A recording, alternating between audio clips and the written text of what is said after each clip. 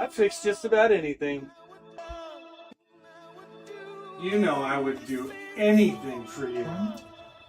I won't do that. But you won't do that. In absolute comfort, I'll do whatever it takes to keep you comfortable. It starts with a vision, a goal that sets the wheels in motion. The path may be rough, but with grit, hard work, and the right support, no race is too tough. No goal beyond reach. Bank of Utah provides all the tools and expertise I need to get across the finish line. So what are you waiting for? Start your journey with Bank of Utah today. Dave Grant has proudly served the community for over 50 years as a family-owned and operated trucking business. Our team of highly trained drivers impeccably maintained late model equipment and customer service set us apart. Our slogan, "Getting what you need, where you need it, when you need it," encapsulates our mission to deliver reliable and timely service. Contact us at 801-394-1621 or at www.granttrucking.com. Hey there, baseball fans. I'm Ogden Mayor Ben Nadolski, and there's nothing more American than summertime baseball at Lindquist Field right here in the heart of Ogden, USA. From the crack of the bat to the smell of ballpark hot dogs and popcorn, this is where our community comes together and where downtown comes alive. So whether you're here for Raptors baseball, the fireworks, or just a great night with family and friends, you're in one of the most beautiful ballparks in all of America. So let's cheer loud, support our home team, and let's make some memories. Welcome to Lindquist Field, and let's go Raptors.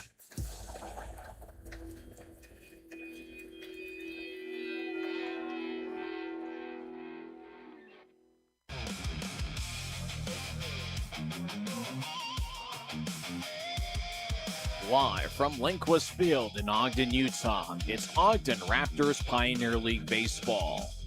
As tonight's the fourth of a six-game series as the Raptors take on the Missoula Paddleheads. Hi, everybody. I'm Tyson Whiting here with Eric Kelleher as we got a beautiful night for baseball here at Lindquist Field. Temperature is at 68 degrees, mostly cloudy. Looked like it was a bit windy about an hour ago, but hey, with a slight breeze, it's just about perfect for baseball if you're in the Ogden area. Come on out and join us. Ogden's looking to end a two-game losing slide. On Tuesday night, they got a 9-3 victory. On Wednesday night, Missoula scored 20 runs in the last three innings, and they came away with a 26-2 victory.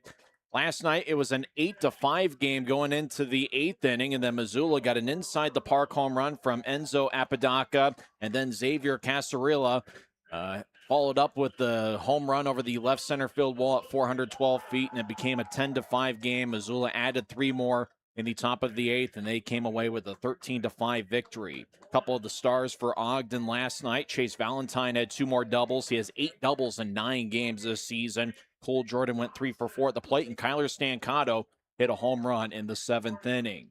So the Raptors are 3-6 on the season. They're looking to get back in the winning column as they're taking on the Missoula Paddleheads, who have a record of 5-4. We're hanging out with Eric Kelleher here tonight as we're in the GCB Computers broadcast booth here at Lindquist Field. Eric, Raptors looking to get back on the winning note. Oh, I can't wait to see it. Hope to see it. It's a beautiful day today, like you said. Those clouds were a little bit scary. I'm excited to watch some action, see a good pitching duel tonight.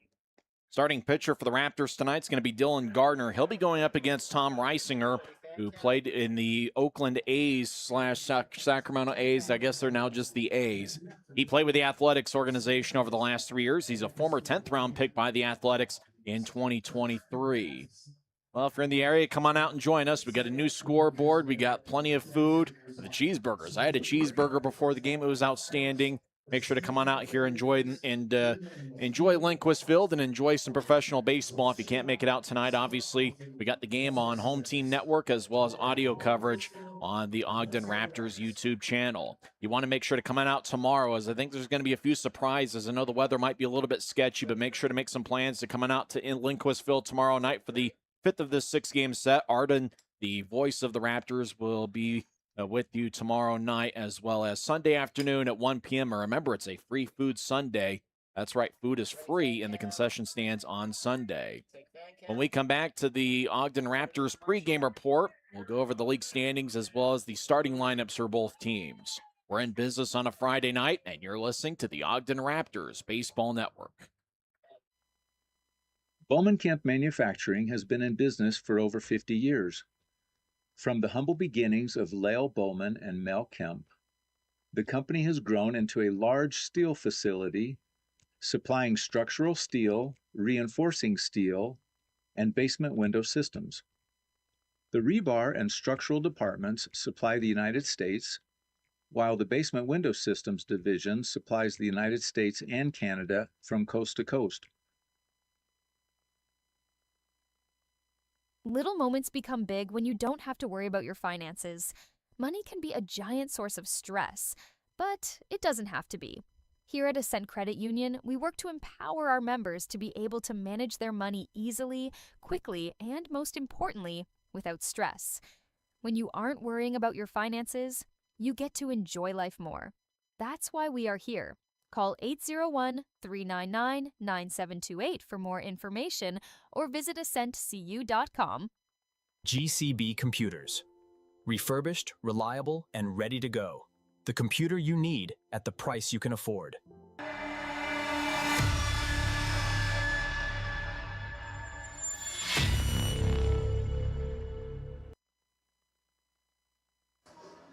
Welcome back to Lindquist Field as the Ogden Raptors are set to take on the Missoula Paddleheads for the fourth time this season.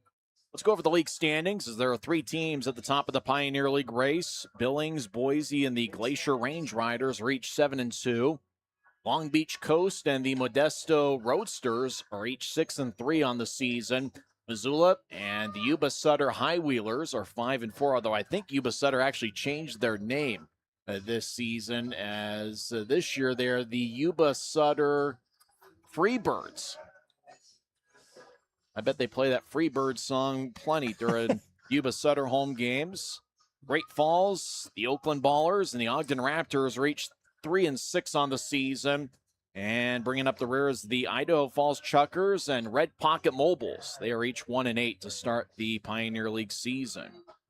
Now let's go over the lineups for both teams. First, for the visiting Missoula Paddleheads, who have a record of 5-4. They're led by manager Michael Schlacht, bench coaches David Peterson, and assistant coaches Easton Barnes. Missoula's 5-4 on the year. They have won 2 in a row. They're averaging .331 as a team batting average, and they have 7 innings of 3+ runs over the last 2 games. They've got a team .547 slugging percentage. Those bats are hot. And the Raptors looking to cool them off here this evening. Leading off is the center fielder, Michael Kazuski. Batting second is the designated hitter, Nick Klemp. Hitting third is the right fielder, Enzo Apodaca. Batting fourth and playing third base, Xavier Casaria. Hitting fifth is the hot-hitting first baseman, Tyler Stone. Batting sixth and playing left field, Will Bermudez. Hitting seventh is the catcher, Jaskar Feliciano.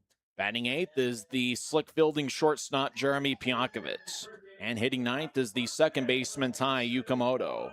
On the mound is Tom Reisinger, who's a former 10th round pick by the Athletics in 2023. So the Raptors looking to cool off the Missoula Paddleheads bats, who have scored 33 runs over their last 2 games. Now let's go over the lineup of the homestanding Ogden Raptors. The lineup card was filled out by Evan Parker this evening. He's the third-year Ogden manager.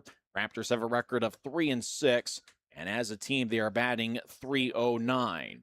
Leading off is the shortstop, Chase Valentine. Batting second and playing second base, Cole Jordan. Hitting third is the third baseman, Carmine Lane. Batting fourth is the designated hitter, Efren Manzo. Hitting fifth is the center fielder, Bradley Pell. Batting sixth is the first baseman, Gio Ferraro. Hitting seventh is the left fielder, Dylan Wilkinson. Batting eighth is the right fielder, Colson Lawrence. And hitting ninth is the catcher, Hank Dodson. On the mound is tall right-hander Dylan Gardner, who goes 6'5" and 210 pounds. He played with 3 different colleges. He was at Arizona State University in 2023. He played at Utah Tech University in 2024. Last year, he played at Cal State Monterey Bay. And then after his college season, he signed with the Raptors. And last year, he had a record of 1-1 as he worked 4 in the third innings, giving up 34 hits, 27 runs, 23 of them earned. He walked 18 and struck out 28. He's a guy that's got good stuff. He's got a good hard fastball, and if he can get his off-speed stuff over for a strike on a consistent basis, he could be pretty tough. There's some pitchers that still need their first time jitters to get shaken loose. Brand new on this mound, brand new infield here at Lindquist. They got some stuff to work out. A little bit of a breeze, although it looks like the breeze is blowing in a little bit from center field. There should be some light rain tomorrow. Luckily, the raindrops did not fall here at Lindquist Field, although it was a little bit windy about an hour and a half ago. The umpires tonight, Michael Gables behind home plate. First base umpire is Mike Blanchard, and the third base umpire is Zach Dart. It's the second time Zach Dart's been the third base umpire. On Tuesday night, there was an adventurous play where Cole Jordan laced one down the third base line. It was a fair ball, and it ricocheted off the left shin of Zach Dart directly to the third baseman Casaria, who threw the batter out at first base. I don't know how you scored that. If you keep score, I guess you would call it a 5-3, but you got to give some sort of an assist to Zach Dart there on Tuesday night. One of the crazier plays that you'll see all season here at Lindquist Field. It looks like Dylan Gardner is continuing his warm-up tosses. We started a couple minutes early last night, and it looks like we might start a couple minutes late here this evening. Well, it'll be a very interactive broadcast tonight. We'll talk with Evan Parker in the top of the second inning. I hope that the last night was kind of awkward because Missoula hit a home run right as I was asking my first question to Evan Parker. Hopefully that does. Apparently that happened on Wednesday night as well. Hopefully that doesn't happen this evening. Top of the fourth inning, we'll talk with a Raptors player. Middle of the fourth inning, we'll talk with Michael Schlack, the Missoula manager, and we'll talk with JD, a Raptors fan, in the middle portion of the fifth inning. So we got a lot of fun stuff happening here at Lindquist Field tonight. And really the name of the game, it's especially in the Pioneer League, with it being such a hitter's league, is the big innings. That means almost everything in the Pioneer League. Ogden's done a good job kind of pecking away 1 or 2 runs at a time in this series. But over the last 2 games, Missoula has had 7 different innings where they have scored 3 or more runs. So I think the key to the game, Eric, is to get the big innings yourself and not allow Missoula to get those big innings of 3+ runs. I think if the Raptors can do that, they're going to have a good chance tonight. I agree with you on that one. Playing small ball, chipping away at things, will get you so far in a tight game, but not with the bats of Missoula. Yeah. These boys they're on fire. They're hitting .331 as a club, and really the guy you got to watch out for is Tyler Stone.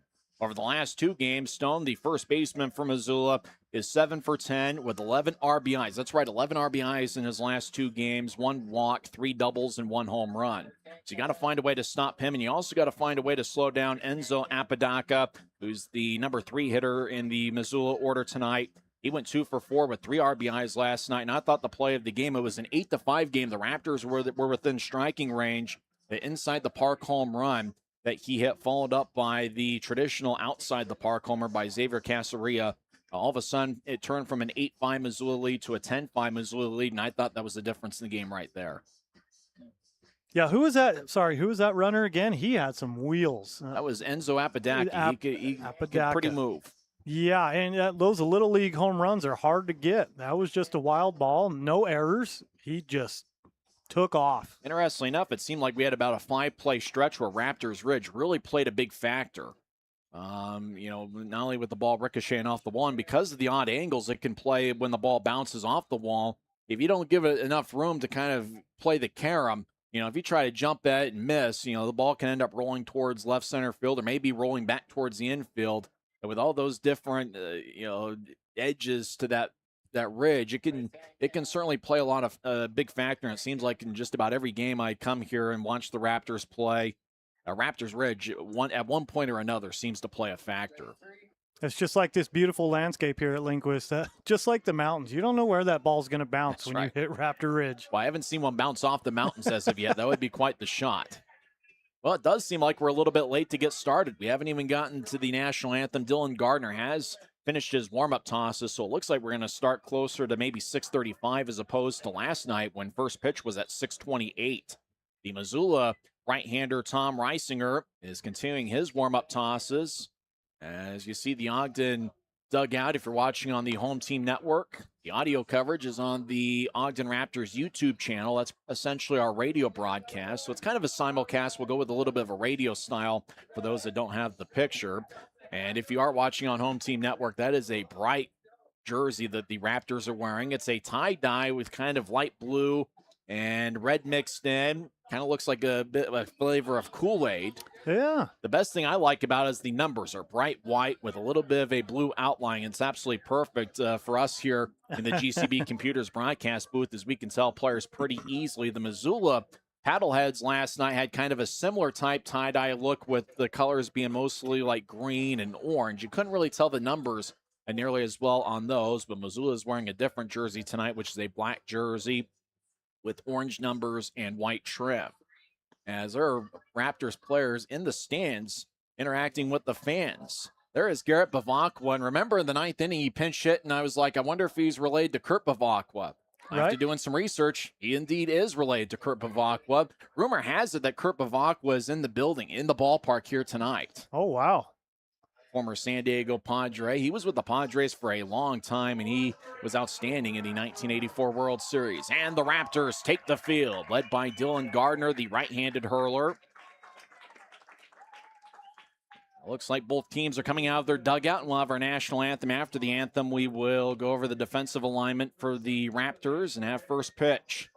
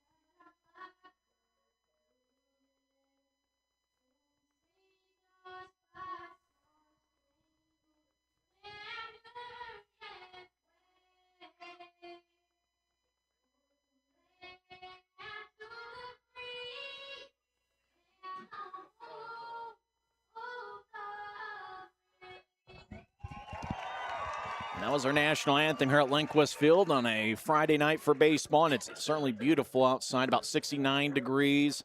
Light breeze if you're in the Ogden area. Come on out and join us. Let's go over the defensive alignment for the Ogden Raptors. As a young fan in a Lionel Messi jersey yells, play ball. Defensively for the Raptors, and I completely screwed up my scorebook. Dylan Wilkinson is in left field. In center field is Bradley Pell. The right fielder is Colson Lawrence. At third base is Carmine Lane. Shortstop is Chase Valentine. Cole Jordan is at second, and Gio Ferraro is at first. A battery of Hank Dodson catching, and on the mound is Dylan Gardner, the big 6'5", 210-pound right-hander out of Meridian, Idaho. He played his high school baseball in the Boise area. He's born in Layton, Utah. I passed Layton on the way to Lindquist Field from the Kearns area. Last season, Gardner went 24 in the third innings, allowing 34 hits, 27 runs, 23 of them earned. He walked 18 and struck out 28. He had a 1-1 record and an 8.51 earned run average. You know, we're throwing a lot of numbers out at you. It's the second start for Gardner this season. In his lone start, he went 3 in the third innings, allowing 6 hits, 2 runs, both of them earned. He walked 4 and struck out 3. So Dylan Gardner, he's a guy that can pump the fastball up there from anywhere between, I'd say, 91 and 94 miles an hour. A guy that can start or come out of the bullpen. He's making his second start, and he needs to get off to a quick start as Missoula's bats have been pretty hot as of late. Yeah, he's got a battle ahead of him. I hope he's ready to roll. Well, the ball's being thrown around the infield. Thanks for joining us here on this Friday night. Grab some hot dogs and nachos, maybe a beverage or two of your choice, and enjoy part of Friday with us. The leadoff batter is Michael Kozuski. He hits from the left side, played his college baseball at Kansas. Native of Illinois. First pitch from Gardner is a called strike at 85 miles an hour, and we're underway. First pitch at 6:34. Gardner gets the sign from his catcher, Hank Dodson. Comes set and delivers. That's a fastball that misses inside. That one's at 85 miles an hour, according to the radar gun. Kozuski this season is 12 for 37 at the plate. No homers, 4 RBIs. Crowds the plate. Gardner fires one away, and the first 3 are wide of the mark.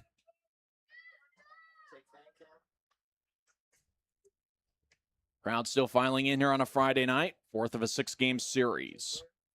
Gardner kicks and delivers. That one's high, a 4-pitch walk to start things here in the top of the first. They must have called one of those balls a strike, apparently. The count's 3-1. It's a good game. Maybe I should start watching. The 3-1 is a looper over Valentine's head. You know, he reaches first anyway. And for Kozuski, it's a single. And he's on with Nick Klemp coming up to the plate. That was a fastball at 90 miles an hour. His bat broke, but the bat will die a hero. Klemp at the plate. He's hitting .286 with 2 homers and 8 RBIs. Nick Klemp in his 3rd season in the Pioneer League. 2nd season with the Missoula Paddleheads. In 2024, he was with the Boise Hawks. Last year with Missoula. He hit .340 with 14 homers and 47 RBIs. So he is a big power threat at the plate. Right-handed batter, slightly open stance. Gardner comes set. The runner takes off. First pitch is in the dirt, and it's going to be a stolen base without a throw as Dodson bobbled it. Missoula skipper's base running. He's coming out aggressive right off the bat. For Kozuski, that's his 2nd stolen base of the season. That's the 17th stolen base as a team for the Paddleheads. It's game 10 for both the Raptors and Paddleheads. Gardner gets a sign from Dodson. Kozuski with a good lead at first. Runner at second, no outs. We're just getting underway. Next pitch to Klemp, a swing and a miss. The count's now 1-1. Klemp had a great year last year. This year so far, he's only batting .269. Or 286. A little bit of a smaller sample size, but he's the guy that Missoula is counting on to drive in runs. Needs an RBI situation here. The 1-1. That one misses low. That was at 91 miles an hour from Gardner.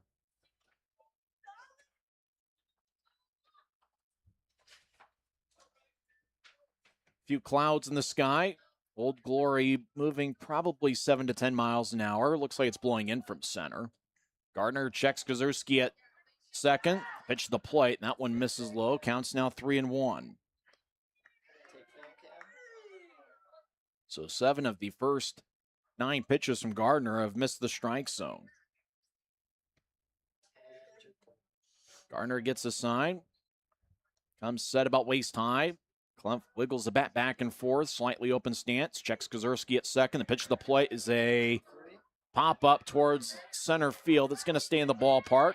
Racing under it and making the catch is Bradley Pell. And there's one out.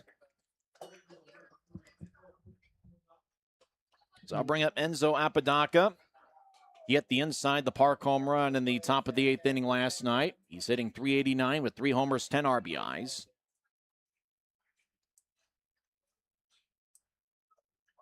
Apodaca's got good speed. He has 4 stolen bases on the year. He's also got a pretty patient eye at the plate. He's walked 8 times. Left-handed hitter. Well, Gardner checks the runner at second. 1 on, 1 out. Pitch to the plate. Misses inside for ball 1. So each of the first 3 hitters, Gardner has fallen behind in the count. Something I've seen a lot of in Pioneer League. You have batters that are very patient in the box, drawing a lot of walks. It just helps get your runner on base. You get that high scoring. It's very entertaining. That's how you get those big innings. There's a called strike at 84 miles an hour. Missoula's dugout disagrees, but Apodaca didn't challenge. Apodaca, 5'7", 195 pounds. Played his college baseball at Baylor University. Was in the Frontier League last year. Native of Scottsdale, Arizona. The 1-1. That one's a called strike at 86 miles an hour. So the count's 1-2. So fans here in Ogden, make some noise here at Lindquist Field. We're just getting underway. Thanks for joining us on Home Team Network. That's the video coverage, and audio stream is on the Raptors YouTube channel. Gardner checks the runner at second. Pitch to the plate is sliced foul off the netting third base side, or maybe even over the netting. Pretty good crowd filing in here. Probably similar to what we had last night.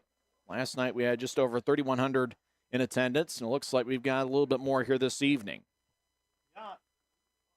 Yeah, I'd give it a little bit more. That's great to see. Gardner delivers. Bouncing ball towards second. Up with it's Cole Jordan. Fields throws to first, and there's 2 away. Suzuki advances to third. 4-3 on the put out. Cole Jordan made a couple errors in last night's game, and now he'll bring up Xavier Caceria. Caceria on the season is hitting .395 with 5 homers, 13 RBIs. He has walked 9 times. He has a .511 on-base percentage. So Raptors looking to put up a 0 here in the top of the first inning. Caceria, right-handed hitter, slightly open stance. Gardner comes set and delivers. That one misses low and away. In each of the first 4 batters, Gardner's fallen behind in the count. Hasn't thrown a first pitch strike. That was a big factor on Tuesday night for Nico Santaformaggio, who just delivered strike 1 consistently. Getting behind in the count as a pitcher is a rough game. You got to be mentally strong, ready to bounce back, short memory. The 1-0, and that catches the zone at 91 miles an hour. Now, it looked like Caceria disagreed, but he didn't challenge. Obviously, early in the game, both teams probably want to conserve challenges if they can. They might have learned their lesson from last night, challenging early and running out. The 1-1, that one misses high at 91 miles an hour. Michael Gable, Goebel, is the home plate umpire. Mike Blanchard's umpiring at first, and the arbiter at third is Zach Dart. Kozlowski's at third, 2 outs, scoreless game, and the 2-1. That slice foul back to the screen. Now, you mentioned Cole Jordan had a rough outing last night, couple errors. He's very good at bouncing back. He stays focused. He's the captain of this team, keeps the boys in the fight. Yeah, he's an outstanding player to watch. He's produced to the plate. He's got 5 hits in his last 2 games. He filled Chris Sargent's shoes last year, and he's continuing that trend this year. The 2-2. That one misses inside as Caceria raised his arms up. The count goes full. On deck is the hot-hitting Tyler Stone.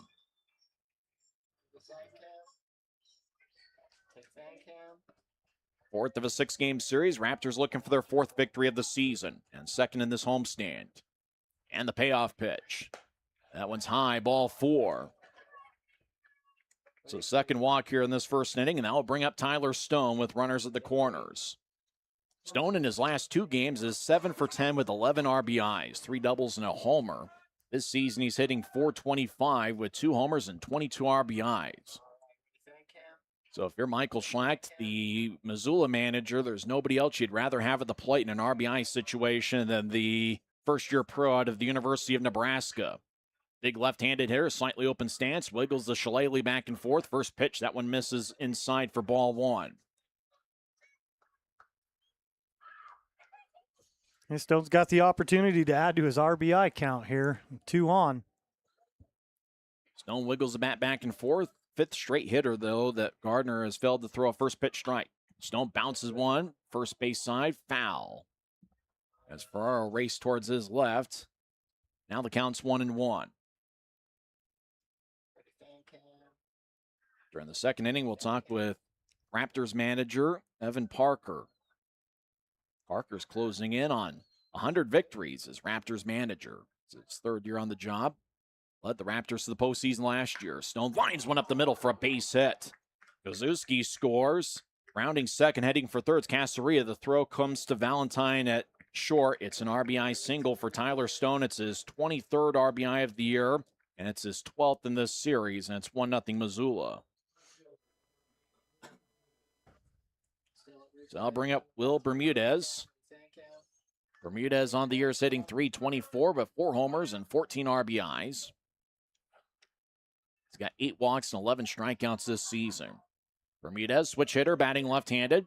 Played his college baseball at UC Irvine. 24 years old. First pitch. That one's a called strike.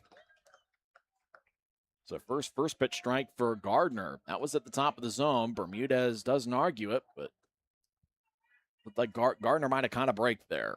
He'll certainly take it. Runners at the corners, 2 outs, 1-0 Missoula here early on. We're in the top of the first.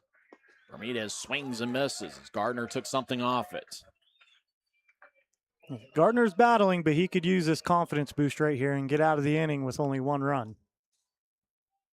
Gardner, the big right-hander, gets the sign from Hank Dodson. Dodson played his college baseball at Utah Tech University.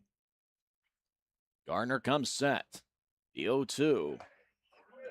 Dodson called strike 3. Dodson had come out of his crouch before the call was made by Gable. 1 run, 2 hits. There was 2 left. We head to the bottom of the first. Missoula 1 and the Raptors coming to bat. It's the Ogden Raptors Baseball Network. GCB Computers.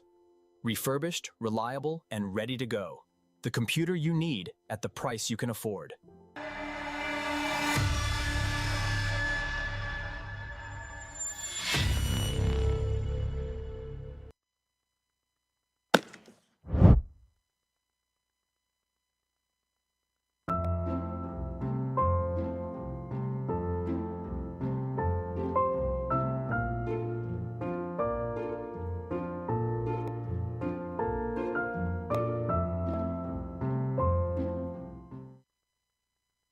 At the Prairie Schooner, you can dine in a covered wagon while enjoying our delicious hand-cut steaks, fresh seafood, and signature desserts. Go to prairieschoonerrestaurant.com or call us at 801-392-2712 to reserve your table today.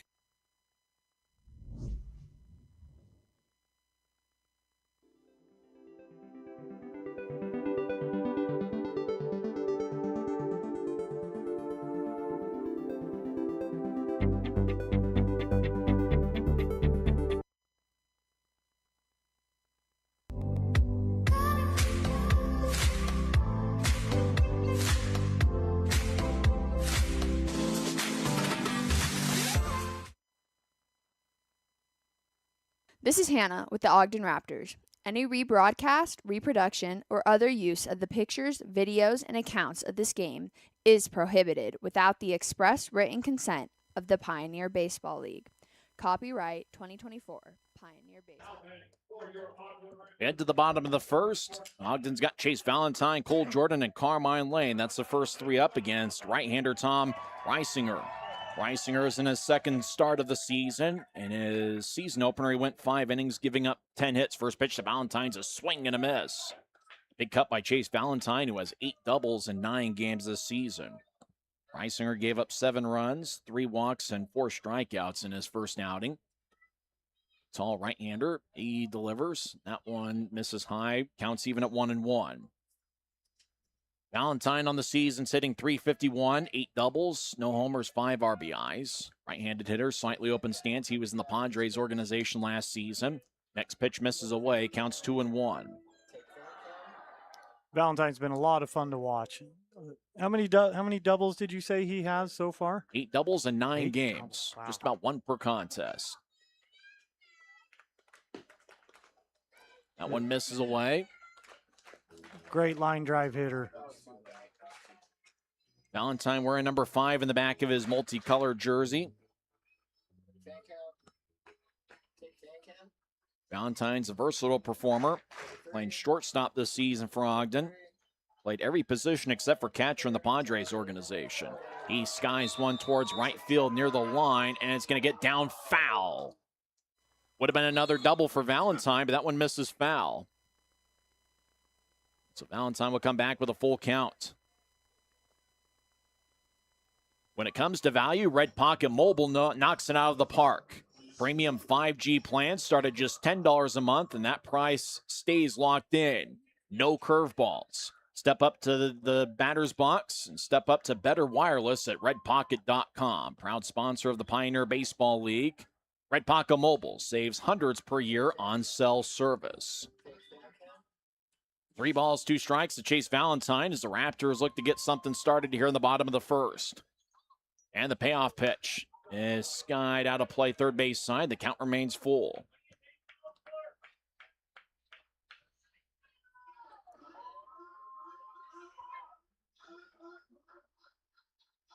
I love that with Red Pocket. No curveballs, just straight fastballs. You know exactly what we're going to get.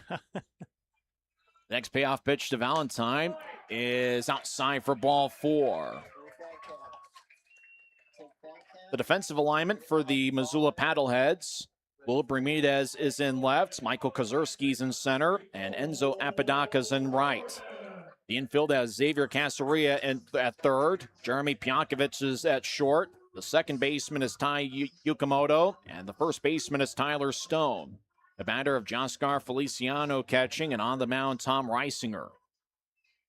Cole Jordan has 5 hits in his last 2 games, and we already have a warning for the pitcher coming set when Jordan is looking. We saw that happen 3 times to last night's Missoula starting pitcher, Rolando Gutierrez, and he's been warned once. If it happens again, they'll put a ball in the pitcher's record. First pitch of Jordan is a breaking ball called strike. Yeah, the fans came alive for Cole Jordan. I think he might be the fan favorite. He just might. It's his 3rd year at the Raptors. He's probably as familiar as anybody. I think a fan in the stands has a whistle that they brought to the game this evening. Pickoff throw to first. Back safely is Valentine. Close play. Stone in the Missoula dugout argues. But Valentine was able to get back in safely. Cole Jordan was highly productive last season, where he hit .346 with 82 RBIs and had 12 homers and had more walks than strikeouts. Right-handed hitter, slightly open stance. The runner takes off. Valentine skies one foul over our head and out of play. Valentine had a good jump. Might have been a hit-and-run situation. And with Jordan, he's a good hit-and-run candidate because of his ability to handle the bat and make contact consistently. Yeah, that's a smart play right there. Advance some runners, get yourself on base with Cole Jordan. Beautiful night for baseball here. Outfield is playing pretty deep on Jordan, especially the left fielder Bermudez. He's about a step from the warning track, and the center fielder's playing pretty deep, Kozerski. Next pitch of Jordan. That one's skied out of play first base side. As somebody outside the ballpark is going to come away with a OT Sport souvenir. It's just me, or do I hear a whistle in the stands? I haven't noticed it yet. Might just be me. Yeah, that foul ball, I do like the stadium did the splash noise like glass. That's a fun one. I think they might do that if it actually hits a car. Reisinger comes set, the 0-2 to Jordan. That one's over our head, and that's out of play. We should have had tickets. We should have not even had a ticket. We should be outside the ballpark. We would have had like 3 or 4 baseballs by now. Typically, I usually see 1 or 2 people along each side of the stadium waiting for balls outside. We'd probably be able to supply an entire team of batting practice balls.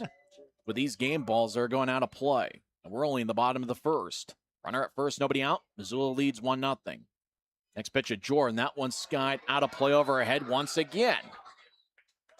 Another souvenir for somebody hanging out outside the ballpark. Jordan keeps chasing those high ones. I think Reisinger knows this. He's just going to continue to try to climb the ladder and hope that Jordan misses on one of them. And get him to bite on something high and away. Valentine's got a good lead at first. He has 2 stolen bases on the year. Valentine stays put. Next pitch of Jordan's a breaking ball, and it's skied just outside the infield near the left field wall, left field foul line. Pionkovich makes the catch for the first out. Jeremy Pionkovich, the shortstop from Missoula. We saw him in last night's game make a few outstanding plays, displaying great range. That was more of a routine play, as he was able to call off Casaria for the out. So that brings up Carmine Lane. Lane, who's got the same walk-up song as Shohei Ohtani. Lane, a former Miami Marlins draft pick. Lane hitting .371, 13 for 35 on the year, 1 homer, 9 RBIs. He homered on Tuesday night over the left center field wall. Pickoff throw to first. Valentine's back safely. Valentine's got a pretty strong lead. He may be taking off here.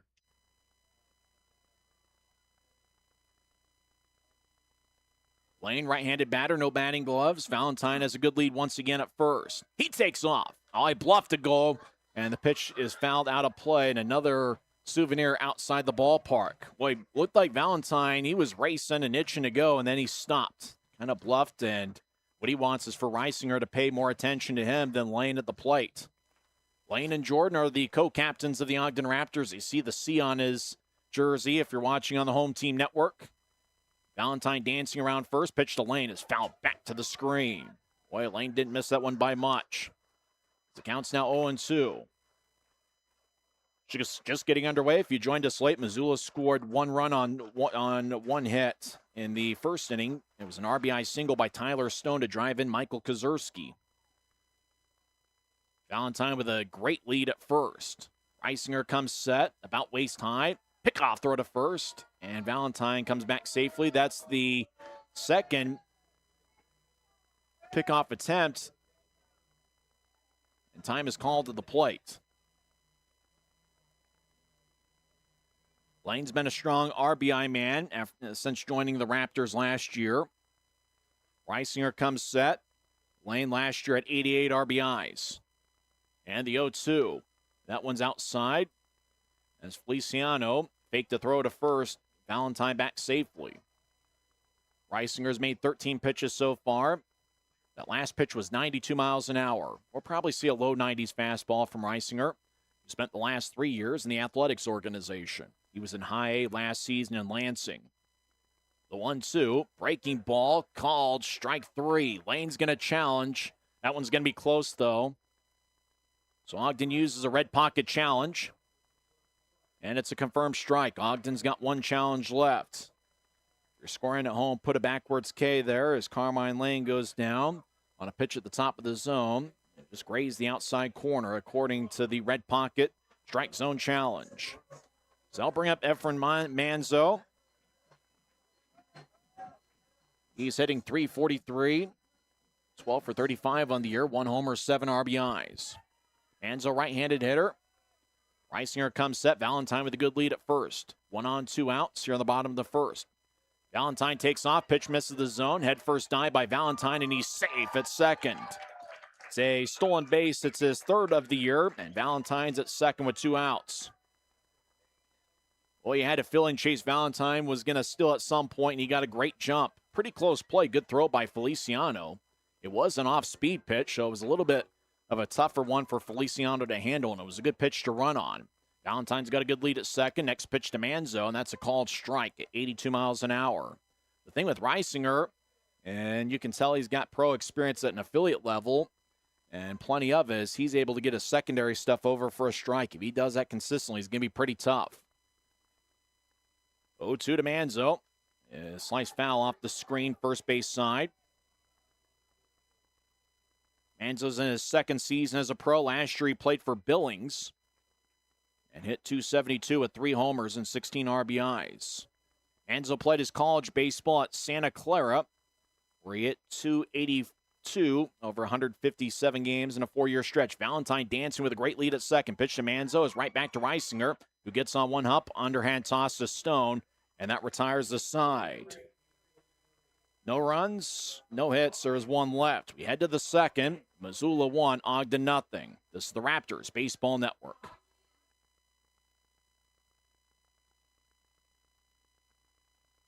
GCB Computers. Refurbished, reliable, and ready to go. The computer you need at the price you can afford.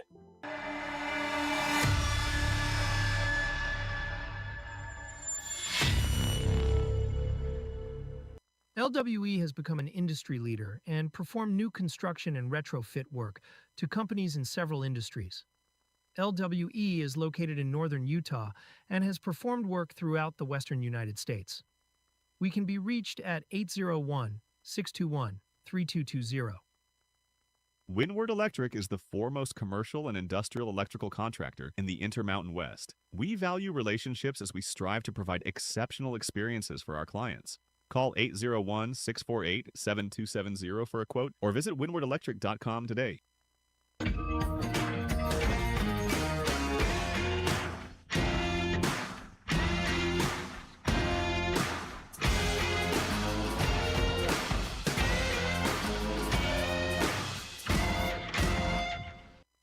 Kier has evolved into a diversified general contractor with experience in commercial construction.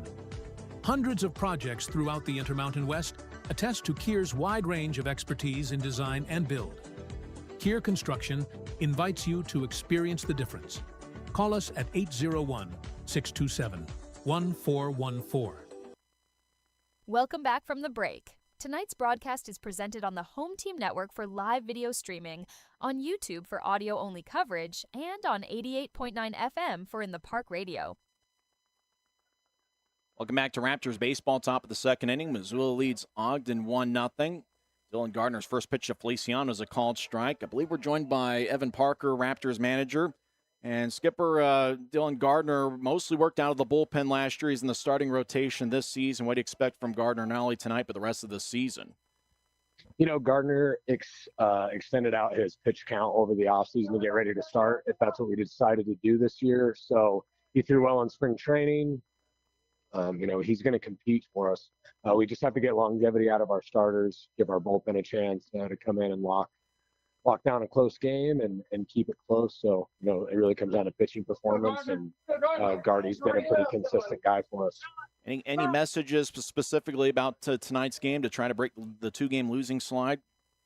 Yeah, you know, baseball's an everyday thing, and you can't get too hung up on anything. We got off to a relatively kind of the same start last year. We had a long losing skid the year that we won a ring. You know, it's like you got to just show up every day and play, you know. So I guess that's really my message. Obviously there's a sense of urgency, and you know what, I've already said it comes down to pitching. So I'm going to do what I got to do to make sure we got the right guys on the field for good pitching performances. Good start out of Gardy here in the second inning. So you know, I think that he's going to keep us in this, and our offense is speaking for itself. You know, go look at the stats. So pitching performance, give us a shot to win, and go out and try to win every day. Compete every day. Thanks for the time. Good luck the rest of the way. Hey, thank you so much. That's Evan Parker, Raptors manager. We're here in the top of the second inning. One out, nobody on for Jeremy Piankovich. And the first pitch misses out of the zone at 85 miles an hour. Great to have Evan Parker join us here in the top of the second inning. We'll talk with a player during the top of the fourth, as well as visiting manager Michael Schlacht in the bottom half of the fourth. The 1-0, and that one is a called strike at 90 miles an hour. As Evan Parker had mentioned, Gardner extended himself a little bit to kind of train towards being a starter this season. He mostly worked out of the bullpen last year for the Raptors. The 1-1, and that one misses high, 2-1. Certainly a great message by Evan Parker about just kind of keeping a consistent mentality from game to game. As obviously in baseball, you're going to go through your ups and downs. The 2-1 to Piankovich, right-handed hitter, and he fouls one back to the screen. Piankovich is hitting .238 with one homer, but that came last night in the second inning, and 7 RBIs. And he's been outstanding defensively. He's displayed outstanding range, and he's made several great plays in this series. Gardner, the tall right-hander, winds and delivers. The 2-2 is a bouncing ball towards third. Up with its Carmine Lane. Fields fires to first, and Piankovich is out by a step. 5-3 if you're keeping a book at home, or if you're keeping a book here in the ballpark. 2 outs, nobody on here in the top of the second inning, and that will bring up Tai Yukamoto. Yukamoto, who played his college baseball at Gonzaga University. Native of Hawaii, 23 years old, 5'6", 165 pounds. Yukamoto this season's hitting .345 with 7 RBIs. Gardner kicks and delivers. First pitch misses high at 89 miles an hour. Gardner's had some success here so far tonight, getting 5 outs, but he's had a tough time with those first pitch strikes, falling behind on the hitters. But Gardner's done a good job getting his off-speed stuff over for a strike. In fact, he's probably having a better success with his off-speed pitches over for a strike than his fastball. Took something off it, and it's a strike at 85 miles an hour. Counts 1-1. Great to be here on YouTube for audio coverage as well as Home Team Network. Arden will be back tomorrow. Next pitch hits the outside corner at 77 miles an hour. There's another off-speed pitch. It's over for a strike. A little bit of chirping from the Missoula dugout. However, They haven't really been challenging. In fact, there hasn't been a challenge by Billings yet, or Missoula. Fly ball center field. That's towards the line, towards the wall, and it's foul. So count stays 1-2.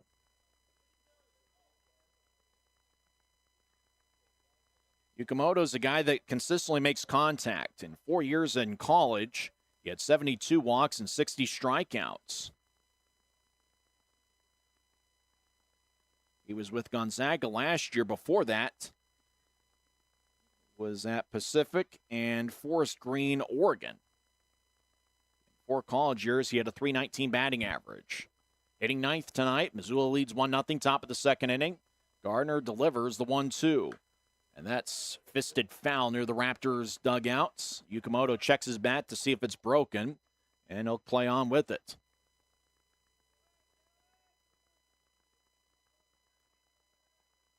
More clouds in the sky than we've seen in any of the last few days. Hopefully the rain stays away tomorrow. The 1-2, that one's low and away. All 12 Pioneer League teams are in action. Bottom of the second inning, Billings leads Idaho Falls 1-0. All the other games are getting underway here within the next half hour. And there's another foul ball. Good 2-strike approach by Yukamoto, and that one goes out of play. Another souvenir for somebody hanging out outside the ballpark.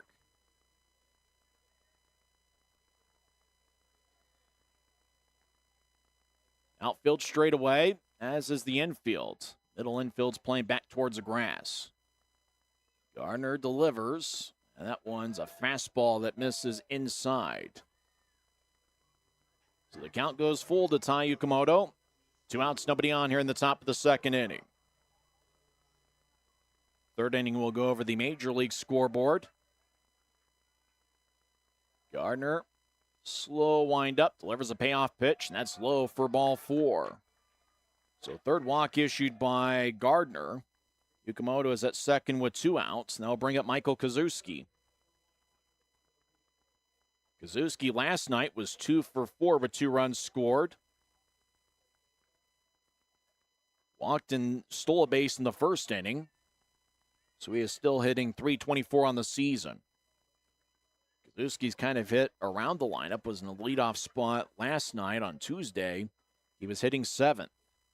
Left-handed hitter, slightly open stance. Gardner comes set, about waist high. Pitch to the plate, it's a called strike.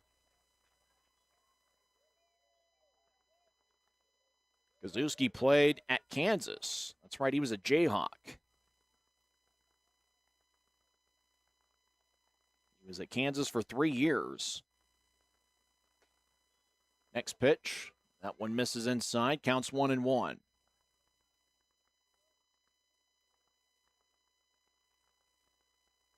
Yukamoto's got decent speed at first base. In fact, he's got good speed. He's got 4 stolen bases already this year. Missoula with 1 stolen base tonight and 17 so far this season.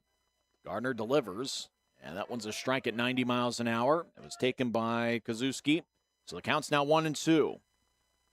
Raptors fans looking to make a little 2-strike noise. Gardner checks Yukamoto at first. Comes set, takes a deep breath. Yukamoto dancing around first. Gardner delivers to the plate. That one misses away. So deuces are wild here at Lindquist Field. First time the Raptors are wearing these tie-dye jerseys. I believe they're going to wear them for every Friday home game this season. Gardner comes set, takes a deep breath, and a pickoff throw to first. Yukamoto's back safely. And with there being 2 balls, 2 strikes, 2 outs, you know that if the count goes full, Yukamoto will immediately take off for second. Raptors looking to get back in the win column after losing 2 straight. Ogden got a 9-3 victory on Tuesday night before losing the next 2. Balls in the dirt, blocked by Dodson, and Yukamoto stays at first. Good job by Hank Dodson, the Utah Tech product. In fact, Dodson last year was part of the Westside Woolly Mammoths in the USBHL, I believe, or the 5-letter Pro Independent Baseball League, where he was all league. Gardner comes set, takes a deep breath. Sun not much of a factor with the cloud cover. Yukimoto takes off, and the pitch misses outside for ball 4.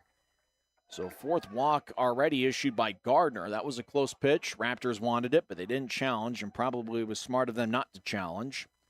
So Nick Klemp's in an RBI spot.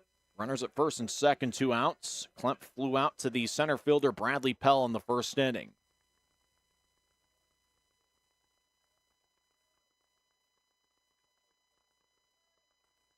Missoula's put together a small village on the base pass, but if Gardner can get this out here, this third out, can limit the damage to nothing here in the second.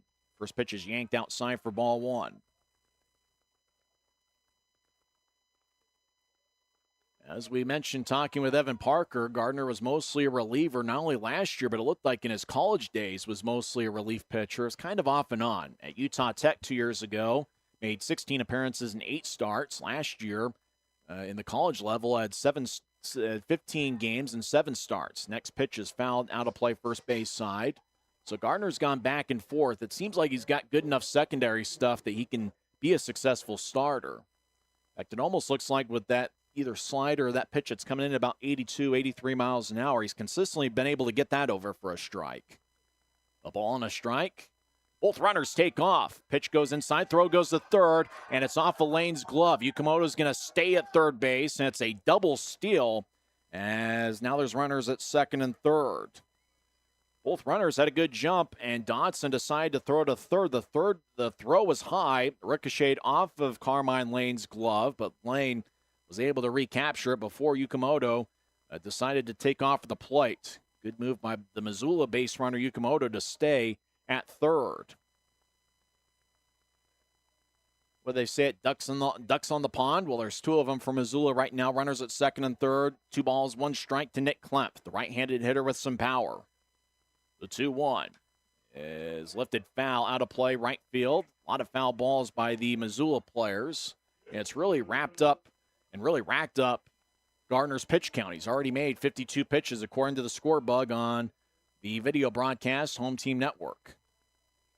So a lot of foul balls are really working the pitch count. Gardner comes set, runners at second and third. And the 2-2. That one's fouled out of play. And if you're standing outside, you're going to get a year's worth of base. You're going to get a lifetime worth of baseball if you're standing outside the ballpark, as Missoula has lifted one after another over the roof. So Klemp, a guy that consistently makes contacts, got a pretty good 2-strike approach. The Missoula hitting coach has got to be awfully pleased at what he has seen.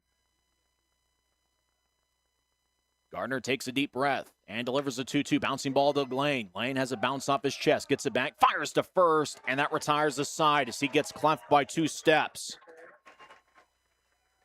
So Dylan Gardner dancing with wolves, but he's been able to keep the scoring down. It's 1-0 Missoula after an inning and a half. We'll see what the Raptors do in the bottom half. 1-0 Missoula on the Ogden Raptors Baseball Network. Little moments become big when you don't have to worry about your finances. Money can be a giant source of stress, but it doesn't have to be. Here at Ascent Credit Union, we work to empower our members to be able to manage their money easily, quickly, and most importantly, without stress. When you aren't worrying about your finances, you get to enjoy life more. That's why we are here. Call 801-399-9728 for more information or visit ascentcu.com. Are you okay? You seem upset.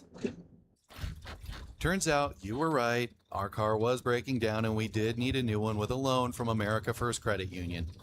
Me saying there was no hurry and to wait was wrong. Hey, on the bright side, we got to meet Huey. Get your money working with our low-rate auto loans, now with no payments for 90 days.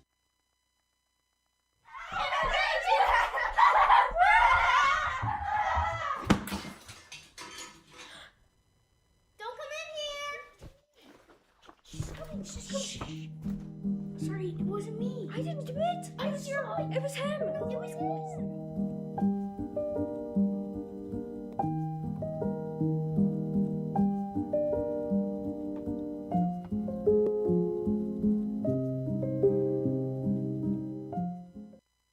Welcome back from the break. Tonight's broadcast is presented on the Home Team Network for live video streaming, on YouTube for audio-only coverage, and on 88.9 FM for In the Park Radio. Bottom of the second inning, Missoula leads 1-0. Looks like a few raindrops are falling as the first pitch to Bradley Pell is skied towards Raptors Ridge and deep. That one's high and off the wall. Pell rounds first, heads for second. It's going to be a close play. Pell dives head first with a double. And his helmet stylishly flew off his head as he was making the dive to second. So it's a leadoff double for Bradley Pell, and the Raptors are in business here in the bottom of the second. That is Pell's second double of the season, and it is the 26th double for the Raptors this season. As Raptors Ridge played a factor there. The center fielder, Kazuski, was able to get up with it quickly and deliver a throw to second, but the throw was just a little bit wide, and Pell's got good speed. He was able to make it to second. Gio Ferraro's at the plate. It's his first at-bat of the evening. And the first pitch from Tom Reisinger misses outside. Ferraro on the year is hitting .348, 4 homers, 7 RBIs, 8 for 23 on the year. Next pitch, bouncing ball towards short. Up it's Pionkovic. Pell stays at second. Throw to first. Gets Ferraro by 2 steps. Good base running by Bradley Pell to stay at second base and not try to go to third. He would have been an easy out if he tried to do so. So I'll bring up Dylan Wilkinson. He's hitting .304, 1 homer, 4 RBIs. Wilkinson 6 walks, 2 strikeouts on the year. Last night, Wilkinson went 1 for 3 with a run scored at the plate. First pitch, Wilkinson's a bouncing ball towards second. High hop, Yukimoto plays it, fires to first. Wilkinson's out by 3 steps. That advances the runner Pell to third, and he's there with 2 outs. Boy, high hop there, kind of a Sunday hop to Yukimoto. Ended up about shoulder high, and he was able to make the play. Very tricky hop, but Yukimoto handled it with ease. So I'll bring up Colson Lawrence. He is playing right field tonight. He was in center field last night. Lawrence hitting .300. He's 9 for 30 at the plate. No homers, 3 RBIs. Lawrence right-handed hitter, and he takes strike 1.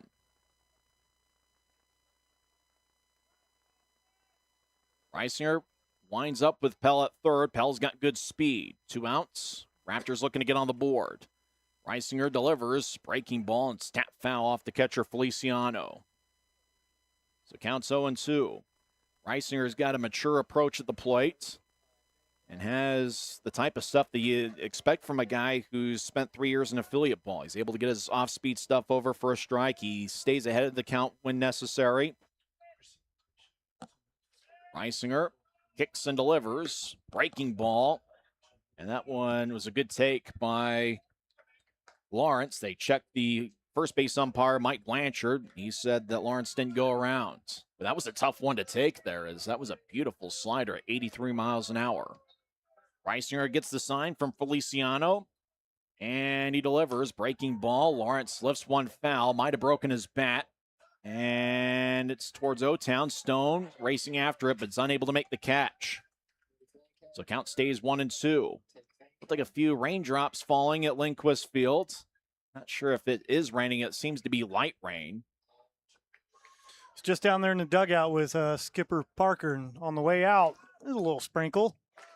That was a fun interview with Devin Parker. He talked about Dylan Gardner, and Gardner's dancing with wolves, but he's been able to leave 4 on base. See, there's that whistle I thought I was hearing. Fly ball, and that one is going to be in play. Stone near the first base coach's box, and he settles under it and makes the catch over his left shoulder to retire the side. No runs, 1 hit. There was 1 left. We're through 2 complete. Missoula leads 1-0. You're listening to the Ogden Raptors Baseball Network.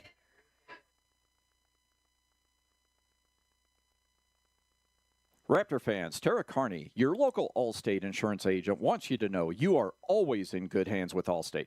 They can help with all your insurance needs, from protecting your auto and property to your family's future with life and financial services and everything in between. Give Tara a call at 801-606-4547 or email her at tara@allstate.com for a free quote. You can even stop by her office on the corner of 20th and Washington. And remember, you're always in good hands with Allstate.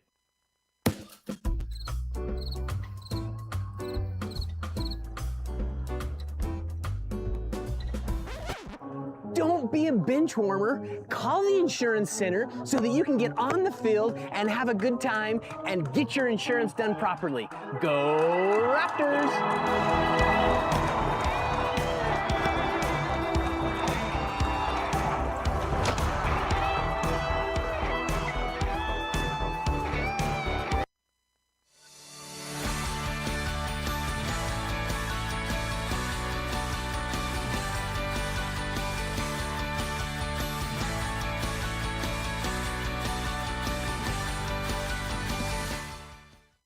GCB Computers. Refurbished, reliable, and ready to go. The computer you need at the price you can afford.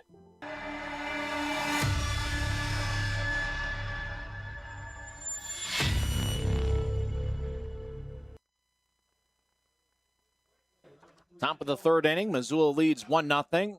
Missoula 1 run on 2 hits. They have left 4 on base over the first 2 innings. Dylan Gardner in his third inning of work kicks and delivers. The first pitch strike to Enzo Apodaca. Gardner has walked 4, and the Paddleheads have stolen 3 bases. But Gardner's done a good job limiting the damage.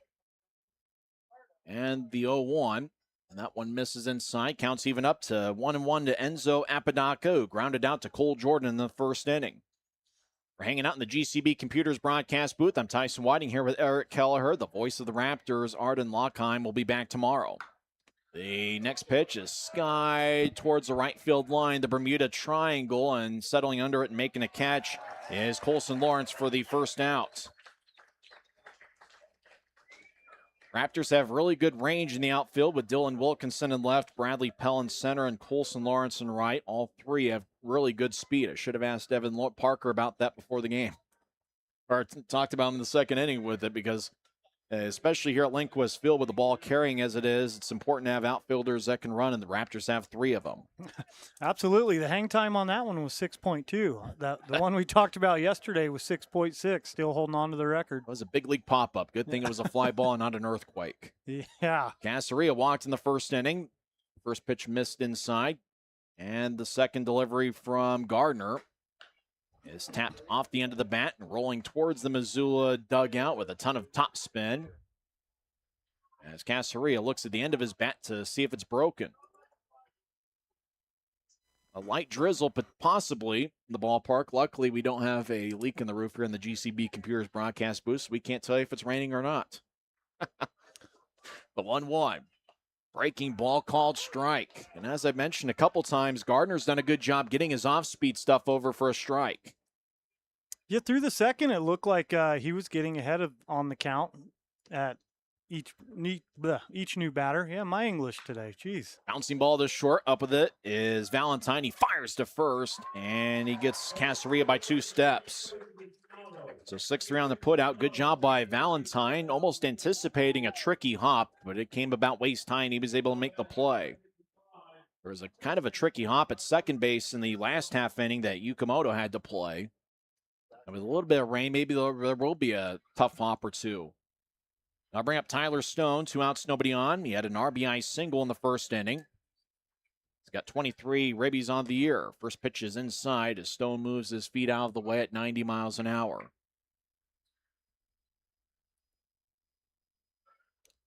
We're having some fun here tonight. Really good Friday night crowd. If you're in the area, there's still time to come on out. The 1-0.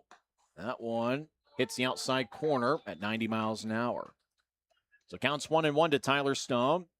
Remember, there's 2 more games this weekend. Saturday night's going to be a lot of fun. I know there could be some shaky weather, but hey, come on out and join some baseball with us. Arden Lockheim will be back, the voice of the Raptors. Next pitch misses inside. Counts 2-1. And then Sunday, I think I'll be joining Arden for the series finale, and I'm really just coming to get the free food Sunday. That is really why I'm coming to Sunday's game, and I might bring my glove and play catch before the game out in right field. Yeah, I had plans to come Sunday, but I might just hang out and wait for fly balls outside. I think that's a good call. If it's anything like tonight, you're going to get plenty of them. Ball inside to Stone. Counts now 3-1. Outfield playing deep and straight away. Stone, left-handed hitter, slightly open stance. The 3-1. That's a called strike at 84 miles an hour. Once again, another off-speed pitch by Gardner. Took something off, and he's had a lot of success getting that over for a strike. Probably having more success with that than he has been with his fastball. I heard you mention that, and we were waiting on the interview for Skipper. But the payoff pitch, swing and a miss as Stone went for the downs, trying to hit one over the right field wall, but he goes down swinging. 1-2-3 inning for the Raptors here in the top of the third. Now the Raptors come to bat over in the bottom half. 1-0 Missoula on the Raptors Baseball Network.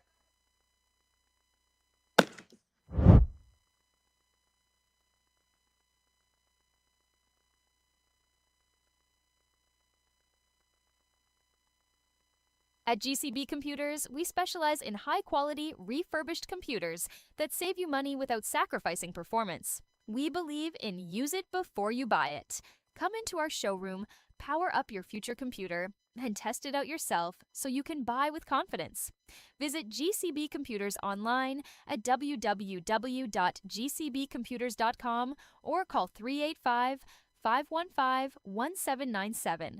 That's GCB Computers, the computer you need at a price you can afford. We are big enough to where we have established processes and procedures to protect you, but we're small enough to where there's still an owner involved in the day-to-day operations to ensure that we don't lose that personal touch. We'd love to tell you more about us, and feel free to reach out to us. You can reach our team at 801-728-0454. Windward Electric is the foremost commercial and industrial electrical contractor in the Intermountain West. We value relationships as we strive to provide exceptional experiences for our clients. Call 801-648-7270 for a quote or visit windwardelectric.com today. This broadcast is the exclusive property of the Ogden Raptors Baseball Club and the Pioneer Baseball League. Any rebroadcast, retransmission, reproduction, or other use of this broadcast without the express written consent of the Ogden Raptors and the Pioneer Baseball League is strictly prohibited. Now we head into the bottom of the third. Missoula leads Ogden 1-0. 9-1 and 2 hitters do up for the Raptors. Hank Dodson followed up by Chase Valentine and Cole Jordan. And the first pitch to Dodson is called strike at 89 miles an hour. Raptors are holding on tight. Gardner's doing a great job of keeping the batters at bay for Missoula. I got my Pepsi, and I'm settled in for a good inning here. Next pitch to Dodson's a called strike. That one at 80 miles an hour. Pepsi is certainly thankful that you were able to mention them. I'm having a Mountain Dew. In fact, I had a Mountain Dew earlier, and I'm going to have another one here in the fourth inning. Love all the Pepsi products. Good stuff. Absolutely. We are a Pepsi ballpark. Dodson lines one to third. Great play by Casaria, who dove towards his left and caught it about waist high.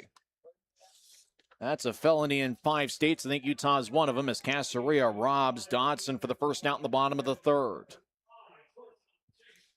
So that brings up Chase Valentine, who walked and stole a base in the first inning. New addition to Lindquist Field this season is personalized walk-up songs.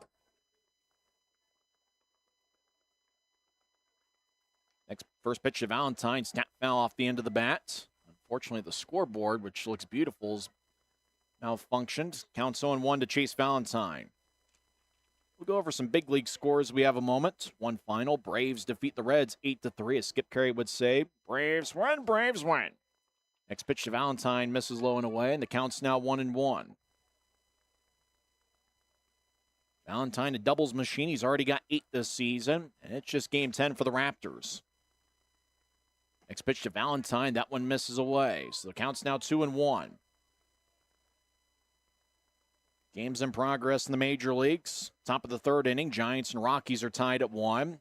Top of 8, Padres have a 7-5 lead over the Nationals. Next pitch to Valentine, that's yanked away. Counts now 3-1. Twins lead the Pirates 5-4 in the bottom of the 8th. Top 9, Blue Jays lead the Orioles 6-5. Game that's gone final, Guardians defeat the Red Sox 4-3. The 3-1, Valentine skies one to center field and deep. That one's high, deep, and gone! Home run for Chase Valentine over the center field wall. According to TrackMan, that went 480 feet at 106 miles an hour. I don't know if TrackMan's had one too many beverages or not, but they say 480 feet as Valentine touches home plate, and the Raptors tie it up at 1.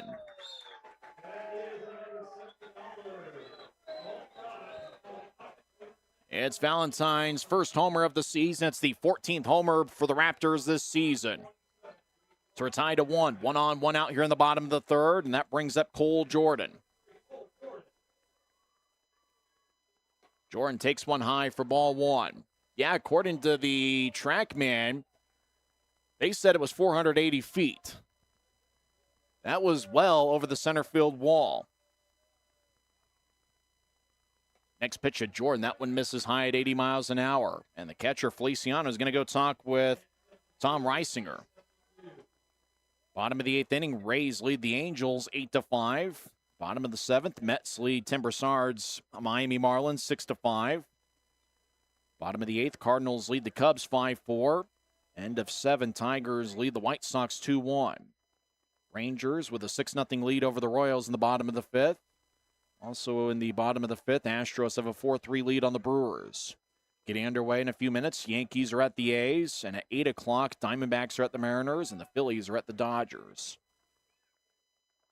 We're tied at 1, bottom of the 3rd, 1 on, nobody out for Jordan, and he lifts one, right field, as Apodaca settles under it, and he makes a catch over his head with the glove on his right hand, and that's the second out here in the bottom of the 3rd. And that one went 238 feet, and if TrackMan was right, 480 feet for Valentine with his first home run as a Raptor.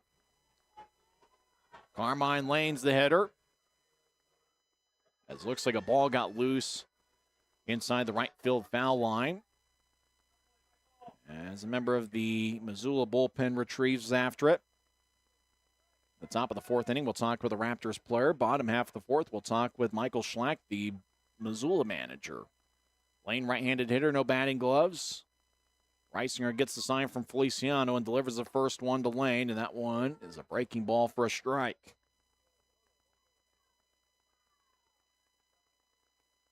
Wind's blowing out a little bit to center field.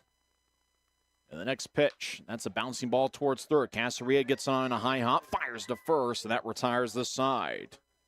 But Chase Valentine with a 480-foot home run over the center field wall ties it up. We're through 3 complete. Raptors and Paddleheads are tied at 1 on the Ogden Raptors Baseball Network. Little moments become big when you don't have to worry about your finances. Money can be a giant source of stress, but it doesn't have to be. Here at Ascent Credit Union, we work to empower our members to be able to manage their money easily, quickly, and most importantly, without stress. When you aren't worrying about your finances, you get to enjoy life more. That's why we are here. Call 801-399-9728 for more information or visit ascentcu.com. At GCB Computers, we specialize in high-quality, refurbished computers that save you money without sacrificing performance. We believe in use it before you buy it. Come into our showroom, power up your future computer, and test it out yourself so you can buy with confidence. Visit GCB Computers online at www.gcbcomputers.com or call 385-515-1797. That's GCB Computers, the computer you need at a price you can afford. We are big enough to where we have established processes and procedures to protect you, but we're small enough to where there's still an owner involved in the day-to-day operations to ensure that we don't lose that personal touch. We'd love to tell you more about us, and feel free to reach out to us. You can reach our team at 801-728-0454.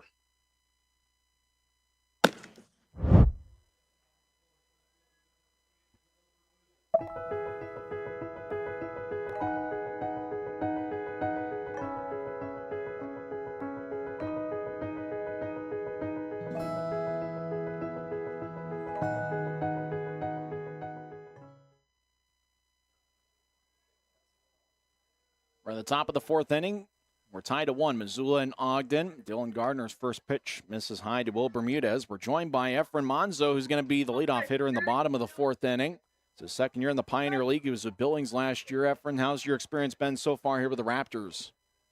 It's been great. We've got a great group of guys here and a lot of talent. So, I'm excited to be here playing for Ogden. It's a great city, great environment, and I'm just happy to be here. What went into your decision to join the Raptors this season, having spent some time in this league with Billings? Yeah, so I actually went to the Pioneer tryout in Arizona, and Evan came up to me, and he thought highly of me, and I was grateful to have an opportunity to come here and play for the Raptors. So you're going to be the leadoff hitter in this next inning. What's kind of your routine pre-at bat, knowing that it's coming up here in a few minutes? I'm just ready for the fastball, and he's throwing a lot of sliders, so we're just ready to ambush, and goes over the plate. We're ready to hit. Fly ball towards center field near the wall. Bradley Peld leaps and can't get it. It would have been an amazing play. Great throw to second, but it's going to be a leadoff double for Will Bermudez. Efren, what would you say, in terms of you're a guy that at Santa Clara played 3, 4, maybe 5 positions. What if an affiliate team is listening right now, what kind of skills do you feel you would bring to a club? I think I'm just a lead by example kind of guy. I get after it every day. I'm, ready to play hard every day, and I'm grateful to be in any situation that I'm put in. So I think just be a good teammate and just work hard every day. Apparently, that Chase Valentine home run went 480 feet. How about that shot in the last half inning? Yeah, he was ready for that heater. All right, thanks for the time. Good luck in your at bat in the 4th inning. Thank you very much. That's Efren Monzo. He's going to be leading off. He's the cleanup hitter tonight for the Raptors, and Dylan Gardner. Now the 3 umpires are going to talk things over. As there's a runner at second, nobody out. Now the 3 umpires are going to convene near the plate. I'm not sure what they're talking about. That bat by Bermudez was a fly ball towards left center field. Pell made a great attempt at it. And not sure what it was. Looks like maybe a trip to the mound or some, well, we're not really sure. But nevertheless, we'll play on as Feliciano. Right-handed hitters at the plate. Gardner takes a deep breath, checks the runner Bermudez at second. Pitch to the plate. It's a called strike at 84 miles an hour.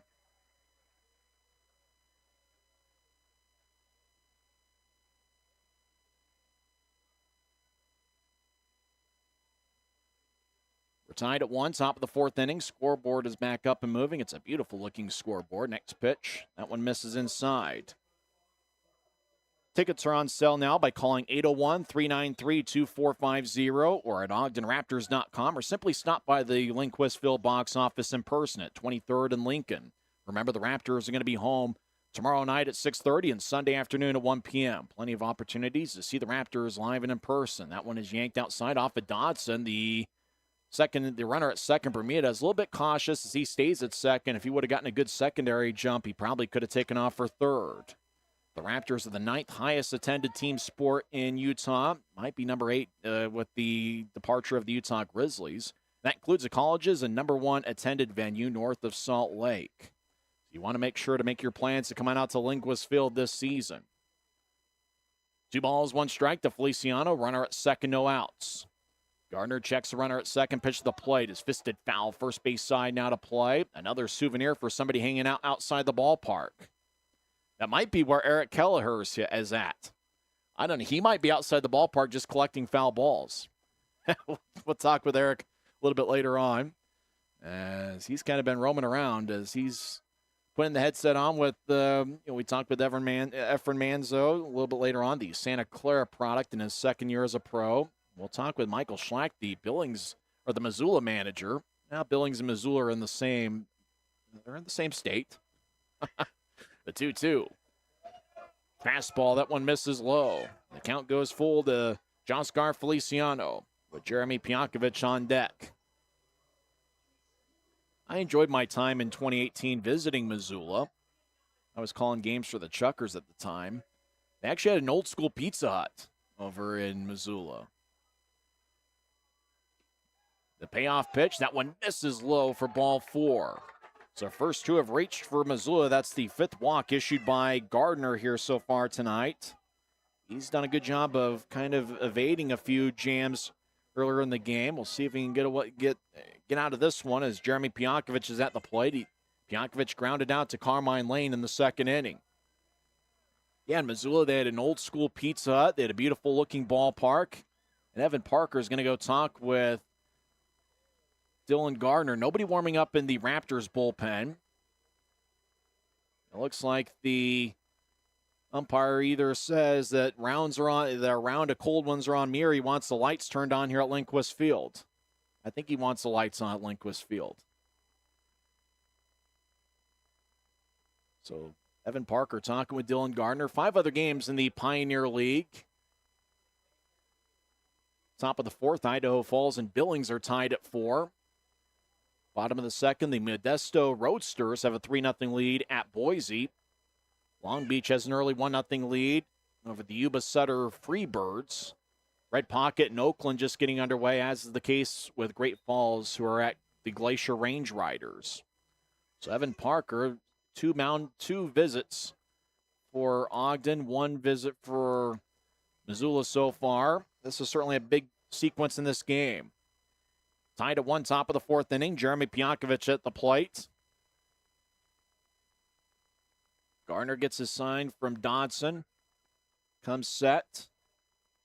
Both runners with modest leads. First pitch to the plate. That one misses high for a ball.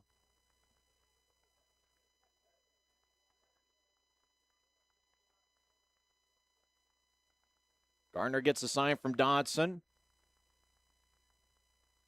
He comes set. Checks the runner at 2nd. And he delivers. That one misses low. Counts now 2-0.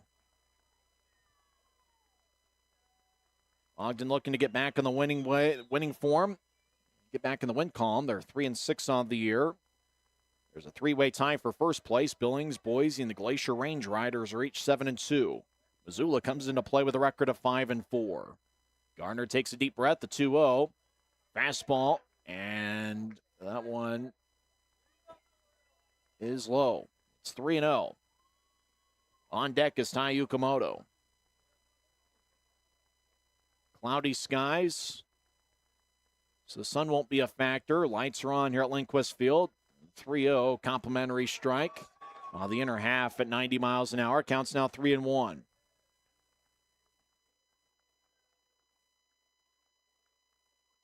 A couple umbrellas, but I'm not sure if it's raining, and if it is, it's a light sprinkle. Gardner checks the runner at 2nd, delivers to the plate, and that one is skied towards the left field foul line. Valentine gets called off by Wilkinson. Wilkinson makes the catch for the first out. Valentine had to race a long way towards it, and so Wilkinson was able to settle under it. That ball had 6.4 seconds of hang time. And Wilkinson called off Valentine. Good communication by the Raptors for the first out. Tai Yukamoto, the batter, walked and stole a base in the 2nd inning. So no official at-bats yet for Yukamoto, who is 10 for 29 so far this season. Arden Lockheim, the voice of the Raptors, will be back tomorrow. First pitch to Bermudez. That one misses away. Actually, it's Tai Yukamoto at the plate. Scoreboard has it as Will Bermudez batting. If he was, then they'd be hitting out of order. And then we'd have something to talk about. The 0-1. That one's a called strike at 84 miles an hour. Yukamoto's going to challenge. Let's see, it might be successful. Yukamoto, not very tall. And the pitch is overturned to a ball. The count is now 2-0. Yukamoto, 5'6", 165 pounds. So there's not a ton of strike zone. It's a Red Pocket mobile strike zone challenge. And it was a successful one for Missoula. 1-1. And that one is behind Yukamoto. And actually it looks like he hit him. According to the home plate umpire, got a piece of Yukamoto. So he's hit by a pitch, and the bases are now loaded with 1 out.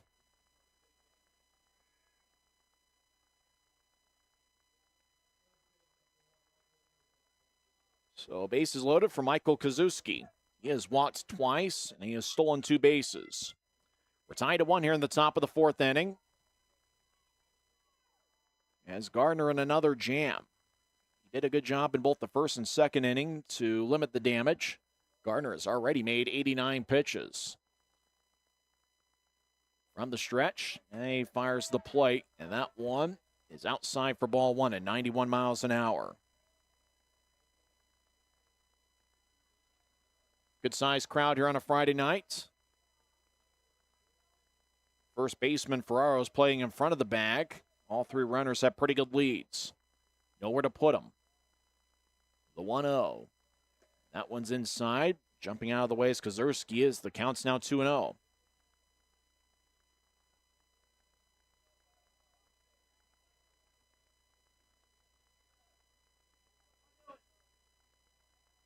Gardner gets a sign once again from Dodson. Outfield playing pretty deep. Great arm in right field for Lawrence, who is strictly a pitcher over the last 2 years in the Braves organization. That one misses away. Counts now 3-0. I actually think Lawrence was actually in the Marlins organization. He was drafted by the Marlins in 2023. Nowhere to put him. 3 balls, no strikes. I got to imagine Kozuski's going to be taking 1, maybe 2 strikes here. Gardner delivers. Slide step, and that one misses away. Ball 4, and that brings in a run. 3rd time Kozuski has walked, and he gets an RBI for that. Bases are still loaded, and the score is now 2-1. Evan Parker comes out, and that's going to be all for Dylan Gardner. So we're going to have a pitching change. A right-hander is going to be coming in. We'll tell you about him on the other side. Bases are loaded, 1 out here in the top of the 4th inning. Missoula leads Ogden 2-1. This is the Ogden Raptors Baseball Network.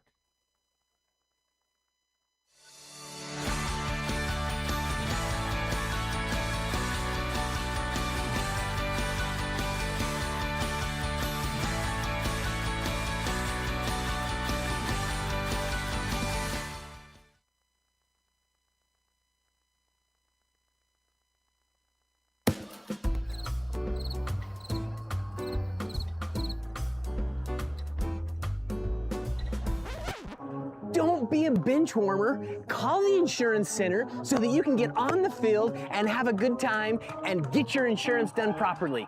Go Raptors!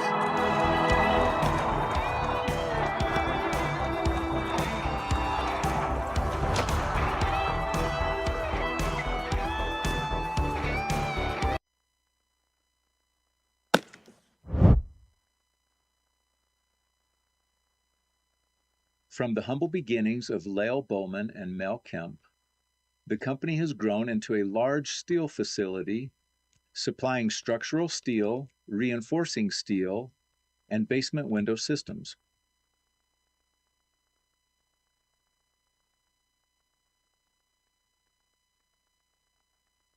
Welcome back from the break. Tonight's broadcast is presented on the Home Team Network for live video streaming, on YouTube for audio-only coverage, and on 88.9 FM for In the Park Radio.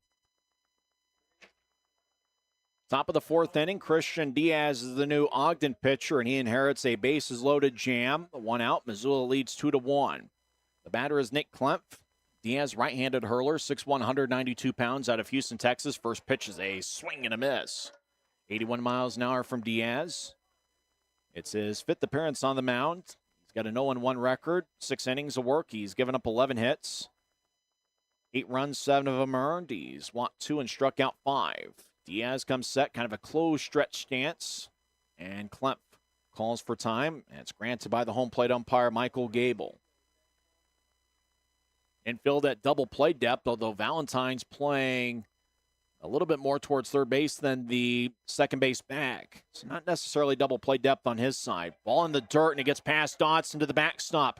Rounding third and heading for home is Feliciano. He scores on the wild pitch, and it's now a 3-1 game. And the other runners advance to second and third. Dotson's done a good job on a couple of occasions blocking balls here tonight, but just couldn't get in front of that one. First wild pitch for Diaz on the season. Last year he played an independent ball with the Washington Wild Things, which is a team either named after Rick Wild Thing Vaughn or Mitch Williams. Maybe a combination of the two. The 1-1, and that one misses high. Counts now 2-1. Runners at second and third. Infield is playing in. So they want to cut off the run at the plate. Tom Reisinger has done a good job on the mound for Missoula, so the Raptors want to keep it right here at a 3-1 score. Don't want to allow many more. That's why the infield's in. They want to cut off anything to the plate. Klemp, kind of a half swing, and fouls it out of play once again. First base sign. That's another baseball for a fan standing outside the ballpark. You get a lifetime supply of baseballs just standing outside of Lindquist Field every night. Klemp is 0 for 2. A fly out and a ground out. Runners with good leads. Klemp bounces one to second. It gets past Jordan and into center field. 1 run scores. Kazuski rounds third. He will score. It's a 2 RBI single for Nick Klemp, and it's now a 5-1 game. A good piece of hitting for Klemp. He didn't try to do too much. It's kind of sliced one towards Jordan. It was towards Jordan's right, and it was hit hard at 105 miles an hour. So Jordan just couldn't get there in time. 4 runs have scored for Missoula. And the batter is Enzo Apodaca, who's 0 for 2. First pitch, that hits in for a strike at 82 miles an hour. For Nick Klemp, that was RBIs number 9 and 10 on the season. Diaz comes set. Those runs were charged to the record of Dylan Gardner. That one misses outside. So it counts 1-1 to Enzo Apodaca. We'll give you the line on Gardner shortly. Ogden was hoping to limit the big innings, but it's a big one here for Missoula so far. Apodaca fouls one out of play, third base side, and that one looks like it's going to stay in the ballpark, though, in the seats, as fan comes away with a souvenir and gets a good standing ovation. So a ball and 2 strikes to Enzo Apodaca. In each of the previous 2 games, Missoula's had 7 different innings of 3 runs or more. They've come up with a 4 spot here so far. Apodaca swings and misses at a pitch 80 miles an hour, and he's the second out of the inning. So that brings up Xavier Casaria, who homered in the 8th inning last night. So far today, he walked in the first and grounded out to Valentine in the third. So Raptors will be looking for a comeback bid. I believe in the bottom half of the 4th inning, we'll talk with Michael Schlack, the Missoula manager. Pickoff throw to first. Back safely is Nick Klemp. Lights are on here. A lot of cloud cover and a little bit of a breeze here at Lindquist Field. Temperature is roughly around 68 degrees. Kind of feels a little bit cooler than that. First pitch is a ball. Casaria checked the swing. Xavier Casaria, right-handed hitter. Played his college baseball at Wichita State University. Played previously with the Billings Mustangs out of Grapevine, Texas. Next pitch is a called strike in the inside corner, 81 miles an hour. Casaria didn't agree with the call, but didn't use a challenge. Diaz gets a sign from Dodson. Comes set and delivers to the plate. That one misses high. So the book on Dylan Gardner, 3 1/3 innings. Gave up 3 hits, 5 runs, all of them earned. He walked 5 and struck out 2. Pickoff throw to first. Back safely is Klemp.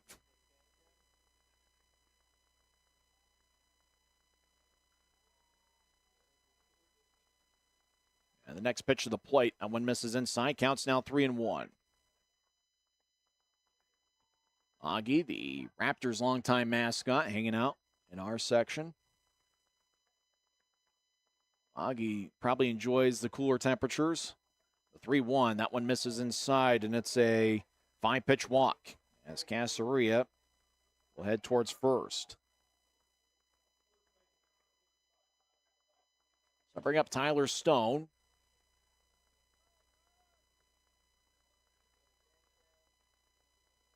Stone had an RBI single in the first inning and struck out in the third. Runners at first and second, 2 outs. As Diaz looking to get out of this jam, and the Raptors looking to get out of this top of the 4th. It's 5-1 Missoula. The Paddleheads have scored 4 in this Top of the fourth. First pitch misses outside for ball one. One of the things that Nico Santaformaggio did an outstanding job of on Tuesday night for the Raptors is getting ahead of the count. Unfortunately, from the Raptors' perspective, they've been falling behind 1-0, 2-0 in a lot of occasions. Next pitch of Stone, check swing. Did he go around? Yes, he did, said the home plate umpire, Michael Gable. Good off-speed pitch from Diaz. That one was out of the zone, but Stone couldn't help himself. Tyler Stone in an RBI situation. He's been an RBI machine. He's already got 23 this year for the Paddleheads. And this is just game 10. Next pitch, that one misses outside.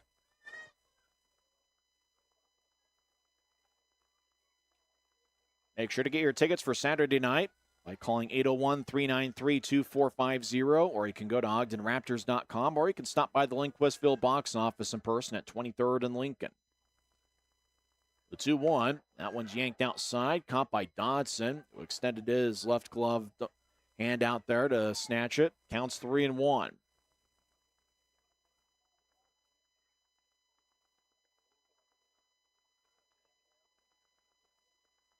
Stone, left-handed hitter, slightly open stance, wiggles the bat up and down. Diaz checks the runner. Klumpf at second, pitch to the plate, a swing and a miss.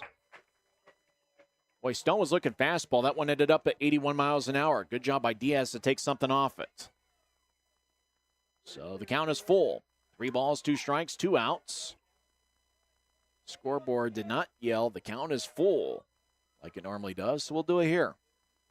The 3-2 line drives towards Jordan. He makes a leaping catch to retire the side. Good play by Cole Jordan. But the Missoula Paddleheads score 4 runs in the top of the fourth. We'll talk with Michael Schlack, the Missoula manager, on the other side. Bottom of the fourth coming up. Missoula leads 5-1. You're listening to the Ogden Raptors Baseball Network. Are you okay? You seem upset. Turns out you were right. Our car was breaking down and we did need a new one with a loan from America First Credit Union. Me saying there was no hurry and to wait was wrong. Hey, on the bright side, we got to meet Huey. Get your money working with our low-rate auto loans, now with no payments for 90 days. Bowman Kemp Manufacturing has been in business for over 50 years. From the humble beginnings of Lael Bowman and Mel Kemp, the company has grown into a large steel facility supplying structural steel, reinforcing steel, and basement window systems. The rebar and structural departments supply the United States, while the basement window systems division supplies the United States and Canada from coast to coast.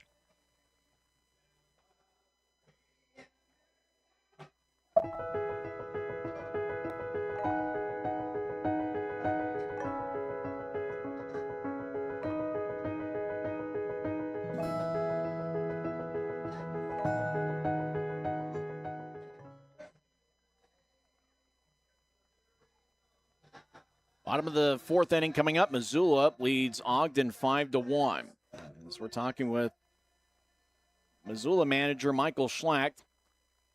And the name of the game really over the last 2 days has been the big inning. Over the last 2 games, there were 7 different innings where the Paddleheads had 3 or more runs and a 4 spot here in the top of the fourth. How big was it to get a crooked number on the board there for you in the top of the fourth?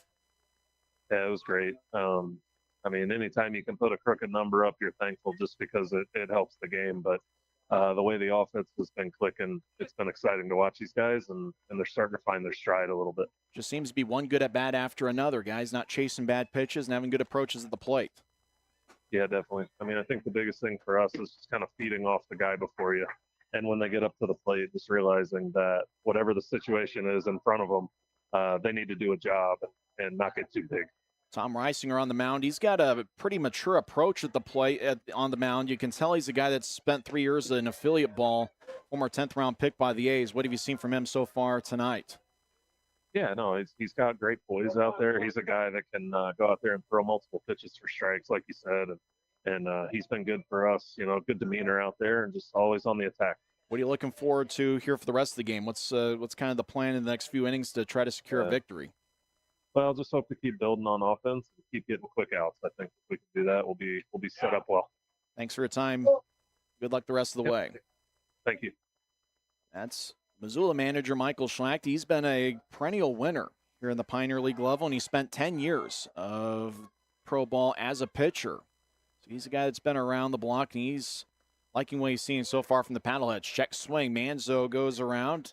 Might have been a called strike as the pitch was down the middle. Either way, Manzo is the first out here in the bottom of the fourth. So Bradley Pell will be the batter. One out, nobody on here in the bottom of the fourth. Missoula leads Ogden 5-1. Pell had a double off Raptors Ridge in the second inning. Ogden looking to climb back into it. They've got a tough customer on the mound in Tom Reisinger. First pitch misses low and in for ball one. We'll talk with Raptors fan JD in the bottom half of the fifth inning. Hopefully the rain stays away and JD will be in his prime spot a few rows in front of us here in the GCB Computers broadcast booth. Next pitch, that one hits the outside corner. Looked like Pell was contemplating a challenge, but decided to let it go. Counts 1-1. Slight breeze, probably a good night for a light jacket. The 1-1, that one's yanked inside. Counts 2-1. What you notice from Tom Reisinger is he's done a good job staying ahead of the count on many occasions. And he's got a pretty good approach. He's got 3 or 4 pitches, and he can get them all over the plate consistently. The 2-1, and that one's low. That was a good fastball at 93, but it was at the bottom of the zone. And counts 3-1 to Bradley Pell. But with the way Reisinger can get his off-speed over for a strike, you can't. You'd like to think it's a fastball count, and Pell probably will be looking fastball. Let's see what he gets from Reisinger. The kick and the pitch, and it's a fastball outside for ball 4. So Bradley Pell draws a walk. It's the first walk issued by Reisinger. And so that'll bring up Gio Ferraro. Ferraro bounced out to the shortstop, Piankovic, in the second inning. So far this year, Ferraro is 8 for 24. My current high math is correct. That's a .333 batting average. Ferraro swords one for strike one. Tried to check his swing, but went around. On deck is Dylan Wilkinson.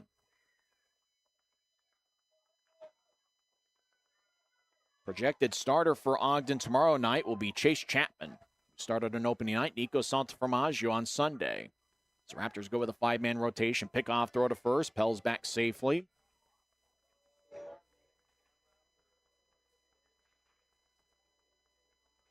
Dylan Gardner worked 3 1/3 innings.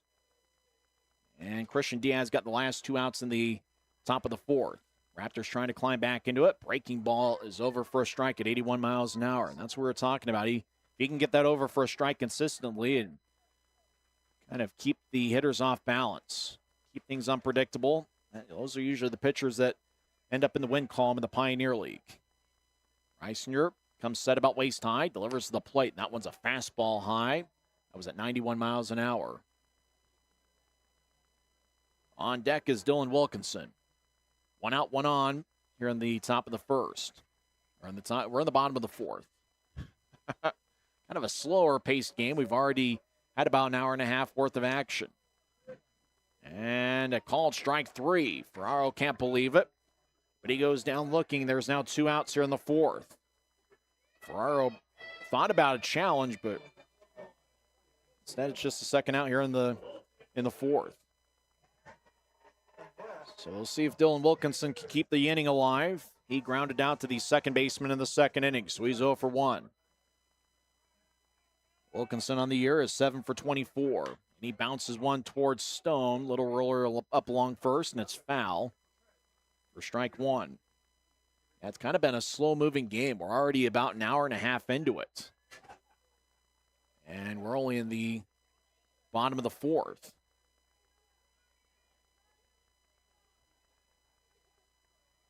Wilkinson, left-handed hitter, wiggles the bat back and forth. And the 0-1.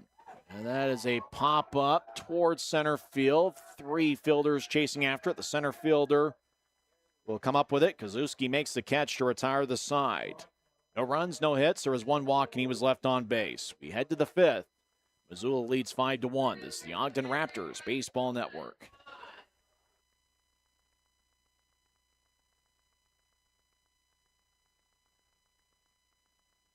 Bowman Kemp Manufacturing has been in business for over 50 years. From the humble beginnings of Lael Bowman and Mel Kemp, the company has grown into a large steel facility supplying structural steel, reinforcing steel, and basement window systems.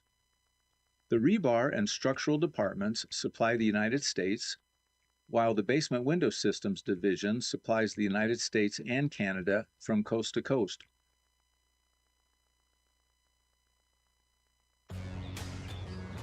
It starts with a vision, a goal that sets the wheels in motion. The path may be rough, but with grit, hard work, and the right support, no race is too tough. No goal beyond reach. Bank of Utah provides all the tools and expertise I need to get across the finish line. So what are you waiting for? Start your journey with Bank of Utah today.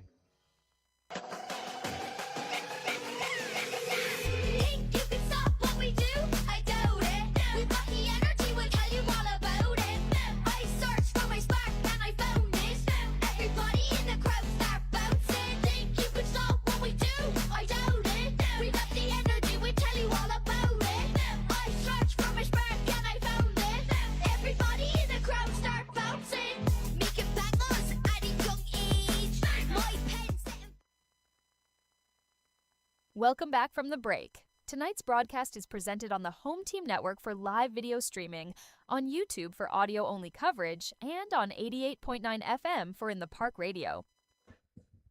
We're in the top of the fifth inning. Christian Diaz on the mound. First pitch to Will Bermudez is a strike. The difference in the game, the 4-run top of the fourth for Missoula. Tap foul off of Bermudez' left foot. And the trainer is going to come out to check on him. Athletic trainer is actually two of them. There's Hope. There's Katie Hope. And Jody Smith, not sure which one is out there. We want to thank Eric Kelleher, who's back in the GCB Computers broadcast booth. He brought over some ice-cold Pepsi products, and we're certainly happy about that. I know the scoreboard isn't what we want here in Ogden, but you know what? It's always a great night when we got an ice-cold Pepsi. Absolutely. I'm enjoying one myself. And it is good environment in the dugout. Guys are ready, backing up each pitcher that goes in. They're excited for Diaz to start doing his work, or keep dealing his work. Diaz from the stretch, even with nobody on base, like a lot of relievers, he fires to the plate, and that one misses high. Kind of a slow-paced game. We're already an hour and a half in, and we're only in the top of the fifth. Yeah, big difference from the last two nights. Unfortunately, I ran out of material about the third inning. We'll go over the defensive alignment after Bermudez does something here. He swings and misses. So 1 out, nobody on for Joscar Feliciano. Defensively for the Raptors, in left field is Dylan Wilkinson. Center fielder is Bradley Pell. And Colson Lawrence is in right. Third baseman's Carmine Lane. Chase Valentine at short. Cole Jordan at second. And Gio Ferraro at first. A battery of Hank Dodson catching. And on the mound is Christian Diaz. You know, we go over the defensive alignment in the fifth inning as a bit of a tribute to a longtime broadcaster, the late Steve Klauke, who always went over the defensive alignment in the fifth inning. He did so at the start of the game and then at the fifth. Feliciano flies one towards Raptors Ridge and deep. That one's high, deep, and off the top of the wall. Feliciano rounds first. He slides in safely at second with a double. Boy, for a second, I thought that one had enough to get out, as it just hung in the air for 5 seconds, and it just ricocheted off the top of Raptors Ridge for a double. Not much wind to speak of. Whatever it is, kind of is swirling around. Oh, it's a nice, cool breeze. We want to thank Mother Nature for that huff and puff blowing in from right center field to keep it in the ballpark. Yeah, we talked about that Raptor Ridge being pretty awful with... Yankovic flies one to right and deep. That one is high, deep, and off the wall. Feliciano rounds third. He will score easily standing with the doubles. Pionkovic, it's an RBI double, and it's now a 6-1 game. Both those balls came down and just laid in the dirt. They didn't bounce off too wild. That's lucky for the Raptor defense. So Jeremy Pionkovich, who had a home run in last night's game as well as a double, he doubles in Feliciano. That's RBI number 8 on the season for Pionkovich. And for the Raptors, you want to keep it right here at 6-1. You don't want to get too far away. First pitch is a called strike to Tai Yukamoto, who walked and stole a base in the second inning and was hit by a pitch and scored in the fourth. 6-1 Missoula in the back of back-to-back doubles.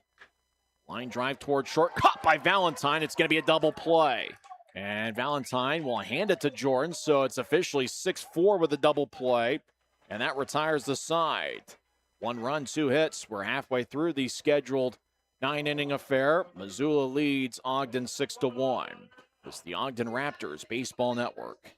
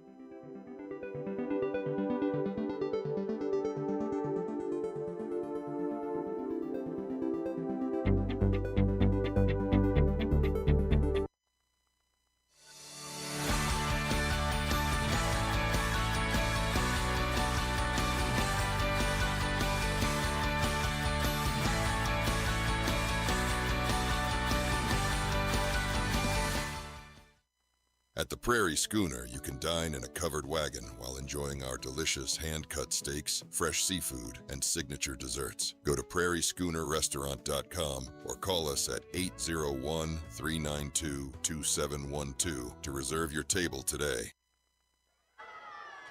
Well, we head to the bottom of the 5th inning. Missoula leads Ogden 6-1. As Colson Lawrence will lead things off, and he slices one foul out of play. Right field, another souvenir for somebody outside the ballpark. Tim Broussard is frantically looking for a fan for us to talk to. I know Kurt Bavacqua's in the ballpark. Maybe we'll find Kurt. The 0-1's a swing and a miss. Counts now 0-2. Maybe Tim could be the fan. Or maybe Eric Kelleher could be the fan that we talk to. I don't know. It is what it is. The ball's 2 strikes to Colson Lawrence. I think we might be talking with Rick. That might be our fan. Next pitch misses high. Counts 1-2 to Colson Lawrence.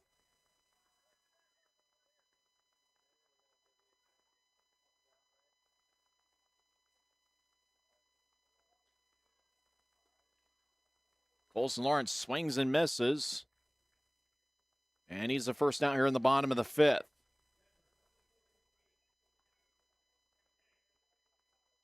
Well, we found somebody in the front row. Is that Rick we're talking to? Yeah, my name's Rick. Oh, Rick, how long have you been coming to Raptors games? Probably since the early 90s. About 30 years. A lot of memories here at the ballpark. What are some of the memories that kind of stand out to you? What are some of your favorite things about Lindquist Field? Well, it's just it's really confined, and the fans are like right on the field, and that's a good part about it. You get a good look at the players. You can see their eyes and the determination that they have. And you can't beat that view of the mountains. You probably got as good a view of that temple, the mountains, everything. It's all just beautiful setting for baseball. Oh, yeah, it's great. They picked a good place to build this stadium. What do you think of the new scoreboard out in left center field? You know what? It's a lot nicer than the old one, that's for sure. And when you go to the concession stands, what's your favorite thing to get? Do you go with nachos or hot dogs, maybe peanuts? What's your go-to, Rick? Probably just plain fries and a cheeseburger. Dodson flies one to center field. That's going to stay in the ballpark as Kozuski makes the catch. 2 up, 2 down here in the bottom of the 5th. Last question, Rick. How many more games do you plan on coming to this season? You going to make to them, you know, going to be at all of them here this season? Oh, yeah, I won't miss a game. I'll be here for all of them. Oh, Rick, thanks for joining us here. Looks like you got the best seat in the house there in the front row. I know the fries are good. I'm hoping somebody can get me some garlic fries about the 8th inning so I can have them for after the game. Hey, you have a good rest of the night. You have a good one as well, Rick. Thank you. That's Rick. He's got a seat in the front row here tonight. Best seat in the house. No balls, 1 strike to Chase Valentine. On the scoreboard is Chase Chapman. Next pitch is a called strike, breaking ball at 81 miles an hour. So if you're listening on audio, we apologize for not being very descriptive. Lawrence struck out. Dodson flew out to center. Next pitch to Valentine. Misses outside, counts 1-2. Raptors looking to get something done offensively, but they're going up against a tough customer in Tom Reisinger. Reisinger's done a good job getting his off speed over for a strike. He's displayed good control. The 1-2 fastball, that one misses outside at 93, and the count's now 2-2. So the deuces are wild here at Lindquist Field. Wind kicking up a little bit more out to center field. Line drive up the middle. Valentine stumbles, falls down, and he's out by 70 feet. As the ground ball towards Pionkovic, he throws to first as Valentine fell in his pride a little bit and just stumbled out of the box. And it looked like he broke his bat to boot. Well, we're through 5. Missoula leads Ogden 6-1. We're back in a minute and a half on the Ogden Raptors Baseball Network. It starts with a vision, a goal that sets the wheels in motion. The path may be rough, but with grit, hard work, and the right support, no race is too tough. No goal beyond reach. Bank of Utah provides all the tools and expertise I need to get across the finish line. So what are you waiting for? Start your journey with Bank of Utah today.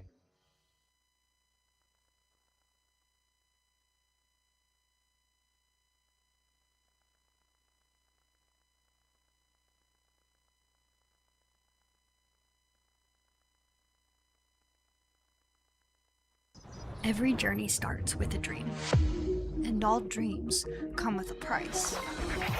Saving is an uphill climb, but with goals, determination, and the right partner, there's no dream you can't reach. No peak is too high. Bank of Utah provides all the tools and support I need and is with me every step of the way. So what are you waiting for?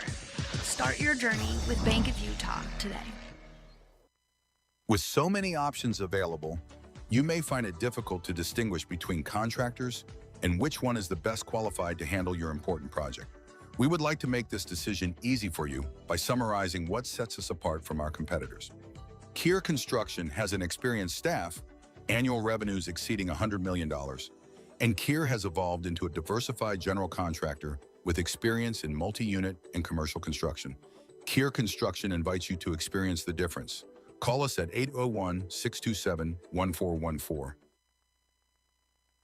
Hey, gang, you're watching Ogden Raptors professional baseball right here on the Raptors Baseball Network. Ciao, baby. Now the call to the bullpen goes out to Chance Wallace. He delivers a first pitch strike at 89 miles an hour. Wallace out of Semi Valley, California. Next pitch, that one misses.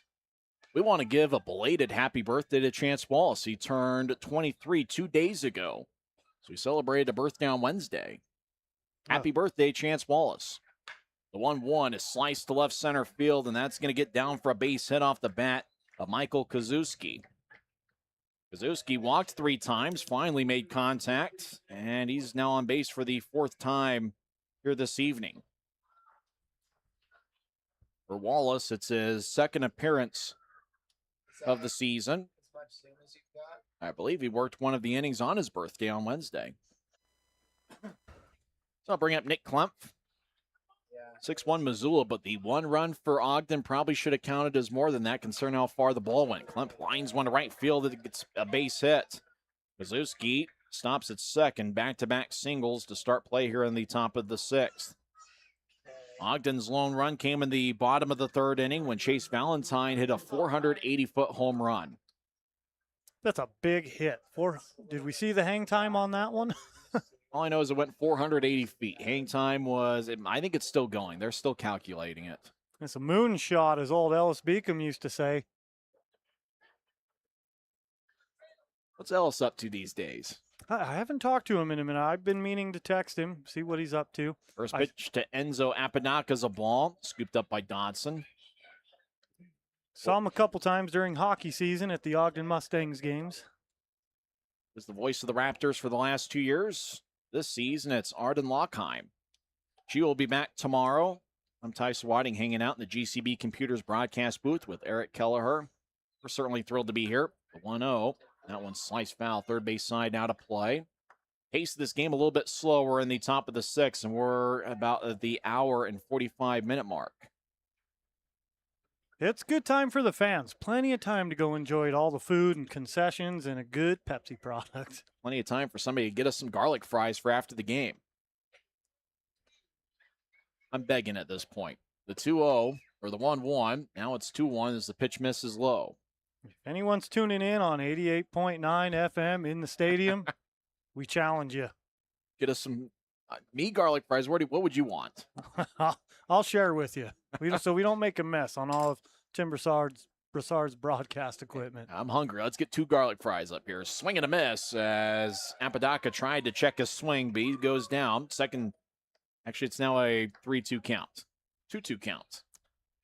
That was a hell of a strike 2 call. Yeah. I was convinced.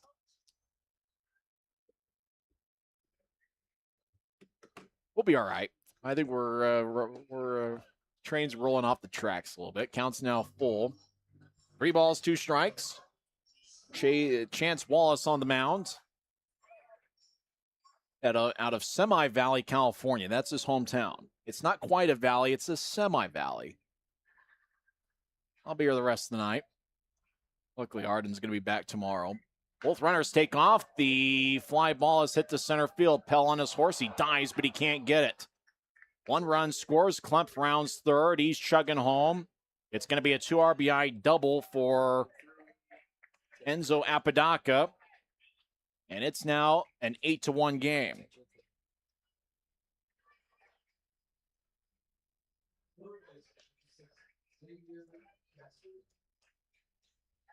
Xavier Casarias walked twice. 0 for 1 tonight. So 2 RBIs for Enzo Apodaca. And he now has 12 on the season. 8-1 Missoula, top of the 6th. Wallace on the mound, comes set. Apodaca with a strong lead at second. And the first pitch to Casaria misses inside for ball 1. Apodaca's had a quiet game until then. Yeah, he was 0 for 3 going into that at bat. Wallace gets a sign from Dodson, comes set. Checks the runner at second. And the pitch is inside, counts 2-0. On this date in baseball history, in 2000, Randy Velarde of the A's turned the 11th unassisted triple play in Major League history. Seen some crazy plays here tonight, but he had an extremely crazy play in 2000.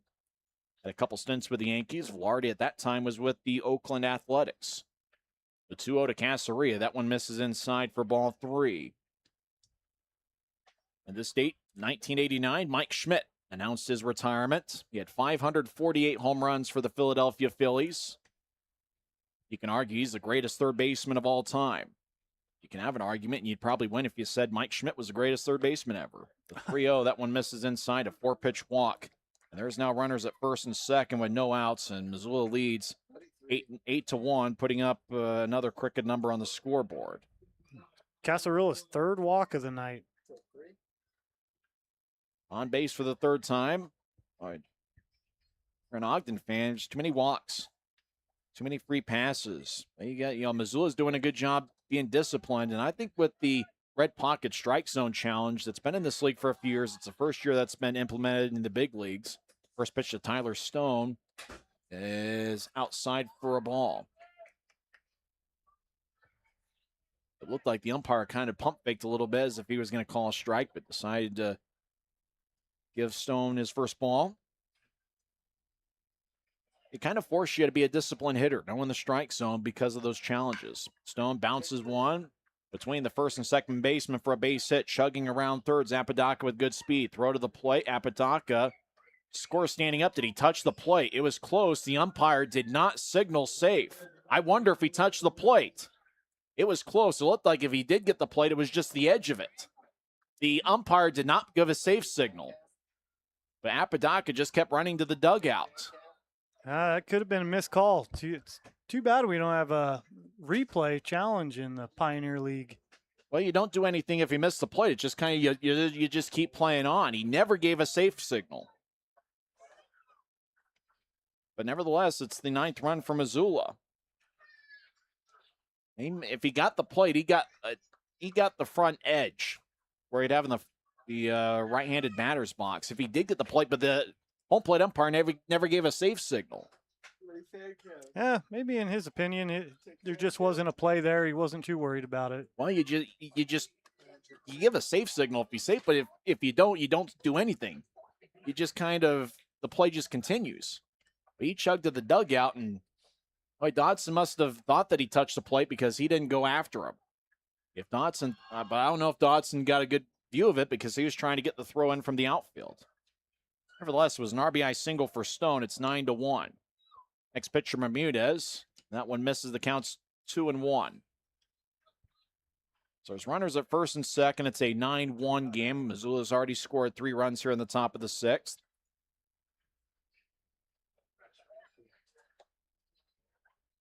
Wallace comes set. Pitch to the right. The switch hitter, Bermudez, batting right-handed, is inside. Counts 3-1. So 9-1 Missoula. The lone run for Ogden was a 480-foot home run by Chase Valentine. On this date in 1965, Dick Allen hit a 529-foot home run for the Phillies. The 3-1's a called strike at 88 miles an hour on the outside corner from Wallace. Dick Allen of the White Sox, Phillies, played with a couple other teams. Now it looks like this pitch is going to be challenged.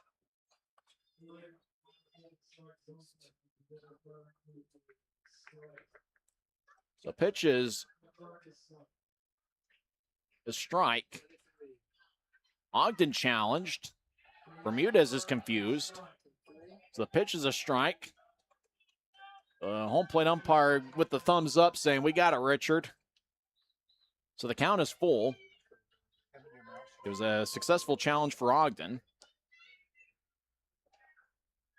Warming up in the Ogden bullpen is Micah Del Rio. And the payoff pitch, and that's a fly ball to right field. Lawrence, the wind played tricks on it, and he falls in front of him. And every runner is going to move up a base. The wind is starting to howl big time in from right field, and that one died in front of Lawrence. He was playing a little bit deep. He was expecting the ball to travel a little bit further than it did. Only 4 seconds of hang time. The ball just kind of... That's a tough play for Lawrence. It looked like, from my point of view, he had the angle on it. He had the approach. It just dumped right at his feet. Well, the wind is blowing harder now than it has all day, or maybe as hard as it was at about 4:30 this afternoon. So now there's going to be a meeting at the mound where pretty much everybody on the Raptors infield is going to go talk with Chance Wallace, and they're going to reenact a scene from Bull Durham here.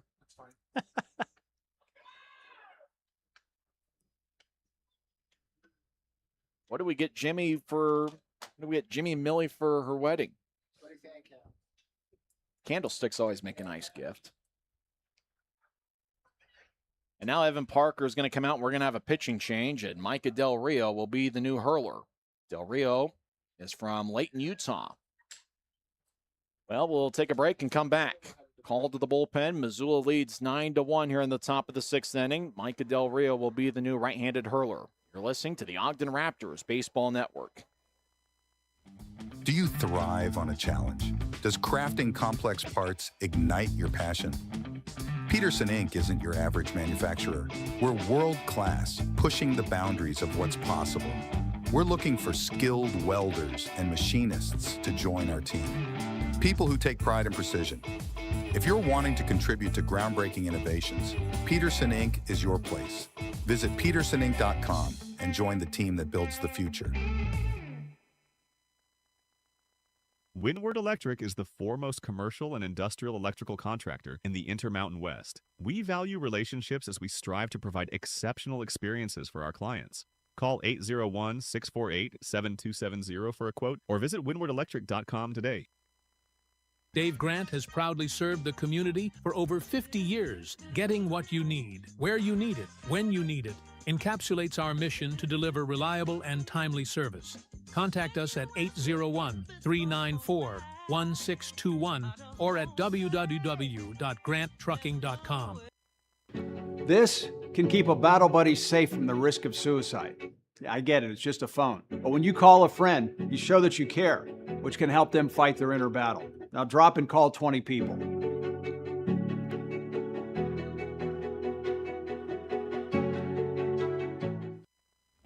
Do you thrive on a challenge? Does crafting complex parts ignite your passion? Peterson Inc. isn't your average manufacturer. We're world-class, pushing the boundaries of what's possible. We're looking for skilled welders and machinists to join our team. People who take pride in precision. If you're wanting to contribute to groundbreaking innovations, Peterson Inc. is your place. Visit petersoninc.com and join the team that builds the future. Welcome back from the break. Tonight's broadcast is presented on the Home Team Network for live video streaming, on YouTube for audio-only coverage, and on 88.9 FM for In the Park Radio.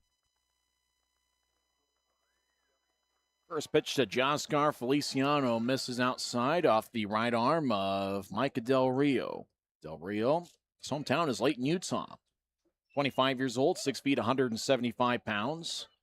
Wearing number 16 in his multicolored jersey, which the Raptors will wear on Friday nights at home this season. Next pitch is a called strike to Feliciano. Joscar Feliciano is 1 for 2 with a walk. He has scored twice.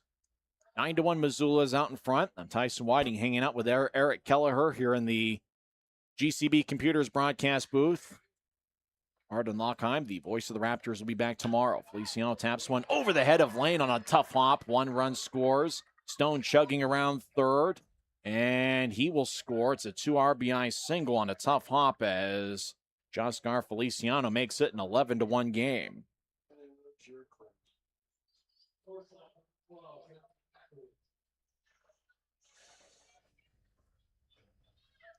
That was a tricky hop there. It looked like Lane was all over it, and then it just kind of bounced over his glove. It was one of those where maybe it hit the lip of the grass, and he had to just couldn't quite calculate it. So normally he smothers it. He made an outstanding play in the middle of last night's game. Yeah, little sprinkles of rain the last few innings. Maybe it's creating a couple dirt clods. You never know. Jeremy Pionkovich doubled and had an RBI in the 5th inning. He is 1 for 3. Takes a ball. Now Del Rio comes set, checks the runner at second, and that is Bermudez.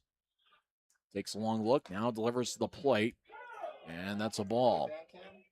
Fans thought it was a strike, at least a couple of the fan umpires in row 3. Nobody warming up in the bullpen on either side, as Del Rio's the 4th hurler used by the Raptors tonight. Tap foul near the third base coach. So counts 2-1. Same teams tomorrow night. Chase Chapman's expected to get the start for Ogden, as the Raptors are going with a 5-man rotation here early on in the season. The 2-1. Breaking ball, strike.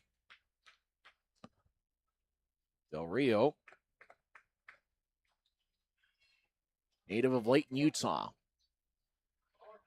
11-1. And that one's a line drive. Is going to stay fair. It is a foul ball.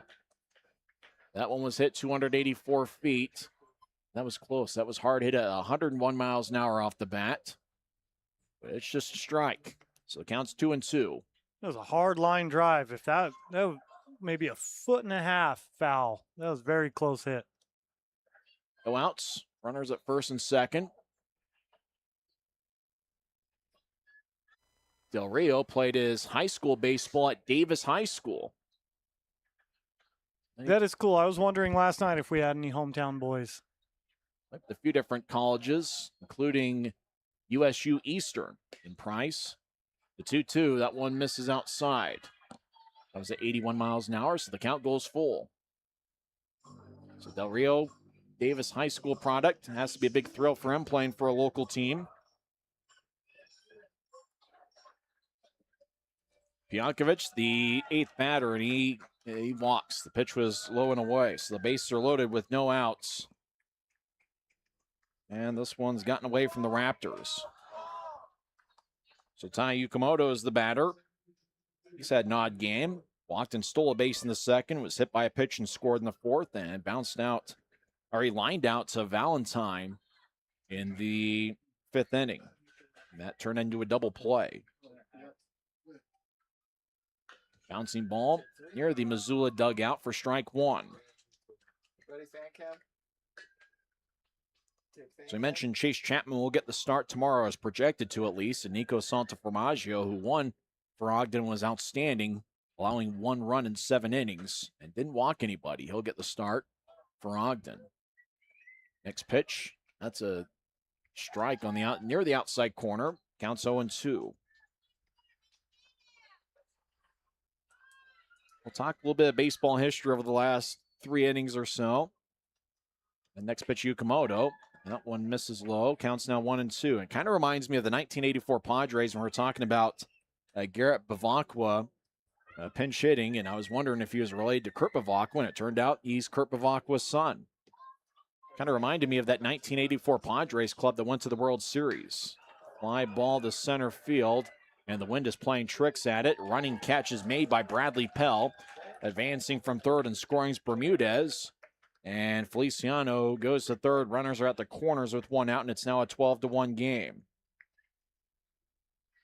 So a sac fly for Yakamoto. That's going to be an RBI.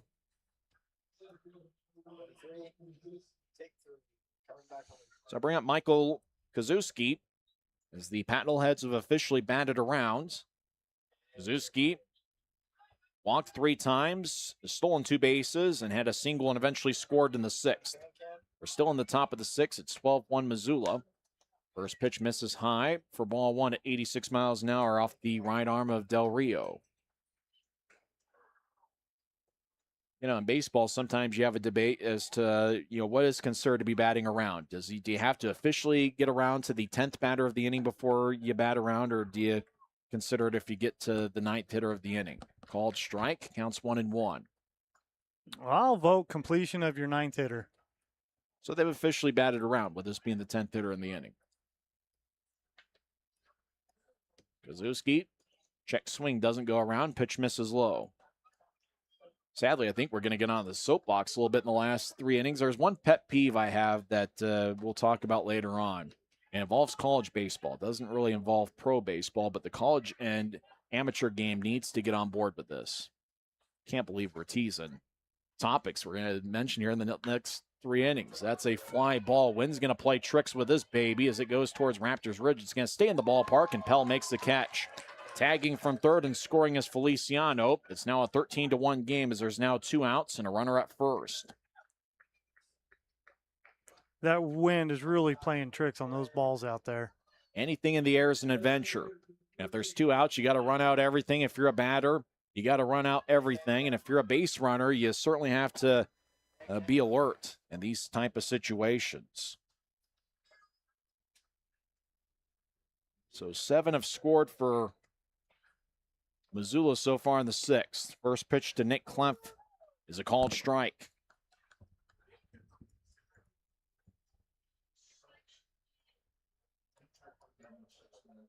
Seven runs on 7 hits so far in the 6th. Next pitch to Klemp is inside as he jumps out of the way. It's to not to get hit by that heater. College baseball regionals are this weekend. I was watching some of that action before driving out here to Ogden. I'll be watching some of that this weekend. That is a fly ball. That is high, deep, and out of here. Nick Klemp hits one 443 feet, and it was a line shot. A 2-run homer by Nick Klemp. He gets his 3rd hit of the game. He had 14 homers last year, and he extends the lead. It's now 15-1 Missoula.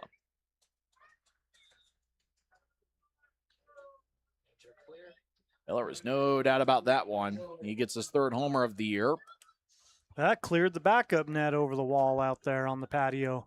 My car is officially in danger. I'm a little bit to the left of that scoreboard. Now the first pitch to Apodaca, and that one is low for ball 1. So 4 RBIs for Klemp tonight. He's now officially 3 for 5. Enzo Apodaca had a 2 RBI double in the 6th inning. We're still in the 6th. Next pitch to Apodaca, and that's a called strike. Counts 1-1. It's been the big innings. That's really been the difference. Not only Wednesday, Thursday, but tonight. The big innings. Apodaca skies one, and the Wind is going to have fun with this one. Dodson behind the plate, and he drops it. Tried to make a basket catch, and the ball just ricocheted off his glove, and well, we're sad to say it's kind of been a reflection of how the night's gone. Yeah, he's got to want that one back. That's frustrating. I think he looked like he fought the wind pretty well and was able to get a glove on it. Sometimes it's tricky. You got the catcher's gloves, and sometimes, if you get it right there in that pocket and you don't catch it cleanly, it's easy for any catcher. It's a bobble, that one. That's a tougher play than we think. That one skied foul out of play. And if you're standing outside the ballpark, you probably have 20 baseballs by now. At least. Thanks to everybody for hanging with us, not only on Home Team Network as well as YouTube, the official audio stream of the Raptors. We know this one's gotten away from Ogden, but thanks for hanging with us tonight. Next pitch, Apodaca. That one misses away at 79 miles an hour. Arden Lockheim will be back tomorrow. I'll join Arden on Sunday. Arden, the voice of the Raptors this season. She is off on assignment. She was here each of the first 2 games of the series. Deuce is wild. Nobody on, 2 outs. Apodaca skies one to right field and deep. That baby is out of here off the screen over the right field wall. That is a home run for Apodaca. It's now 16-1. That's his 4th homer of the year. Get an inside the park homer in the 8th inning last night. Oh, the bleeding continues. This is about when the Raptors have been breaking down the last couple nights. Well, Evan Parker is going to come out, and it looks like we're going to have another pitching change. It'll be the 3rd different pitcher used by the Raptors here in the 6th. Missoula leads 16-1 as we're on the top of the 6th. We'll be back in a moment.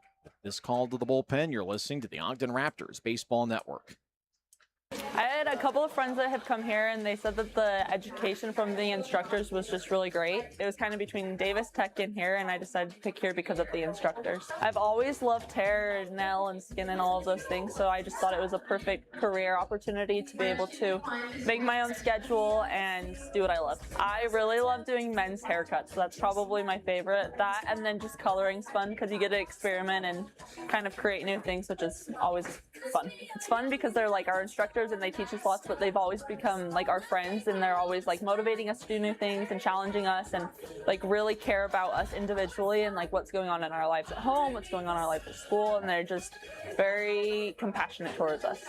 I would say 100% do it, even if you're kind of on the edge, because you meet a lot of new friends, you make great relationships, and then it's just fun. You learn a lot of like life skills as well, which is great, but it's just overall a great program.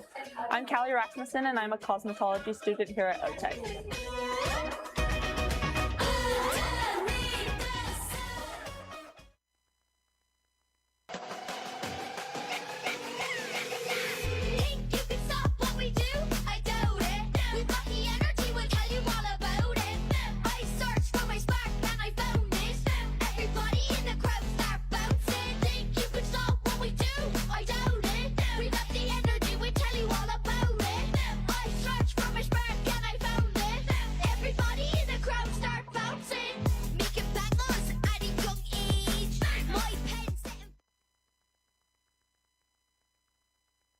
Windward Electric is the foremost commercial and industrial electrical contractor in the Intermountain West. We value relationships as we strive to provide exceptional experiences for our clients. Call 801-648-7270 for a quote or visit windwardelectric.com today. We're in the top of the sixth inning. The call to the bullpen goes out to Landon Riley, the tall 6'5", 175-pound right-hander. First pitch is Xavier Caceria is inside at 81 miles an hour for ball one. Riley out of Bakersfield, California, played previously with the Regina Red Sox.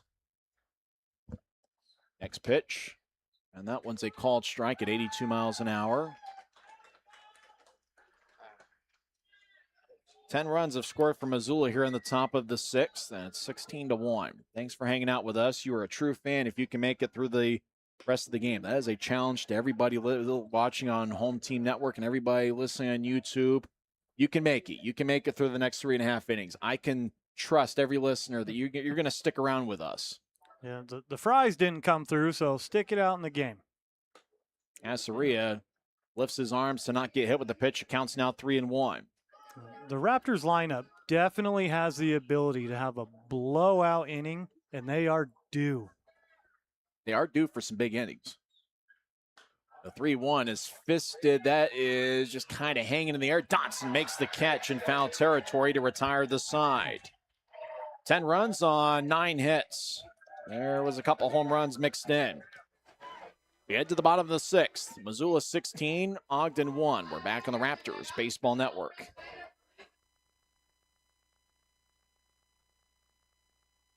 The environmental benefits of propane are many and growing.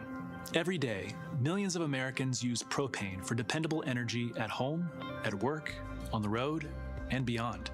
Propane is the energy for everyone because propane is reliable, versatile, and affordable.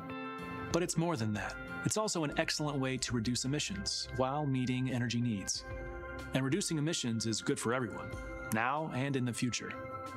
That's why major advances are being made right now to produce more renewable propane, sourced from used cooking oil and other waste products. Material once headed for the landfill is being converted into an energy that adds no new carbon to the atmosphere when burned. Renewable propane's carbon footprint is smaller than almost any alternative energy source, including diesel, natural gas, and electricity too. And the supply of renewable propane is growing rapidly, helping to reduce harmful emissions without sacrificing performance. Renewable propane is helping to write the next chapter of clean energy for families, for businesses, for farms, for everyone. Learn more about how the energy for everyone is growing. Visit propane.com today.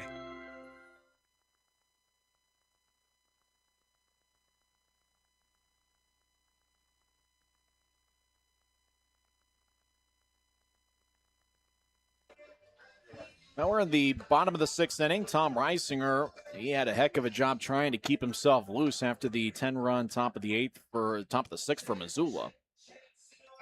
It looks like it's going to be 2, 3, and 4 due up for Ogden. Cole Jordan, Carmine Lane, and Efren Manzo. Well, it is 16-1, but the 1 run scored by Ogden was certainly something else. Chase Valentine in the third inning hit a 480-foot home run over the center field wall. Well, let's get it done, Captain. Reisinger delivers a first pitch strike at 80 miles an hour. First pitch breaking ball, and he's been getting that over consistently for a strike. Jordan has 5 hits over his last 2 games, but he's 0 for 2 so far tonight. He swings and misses. That was at 81 miles an hour. That one's out of the zone, but another good breaking ball from Reisinger. Looks like his plant foot might have slipped on that one, too. Could be the miss.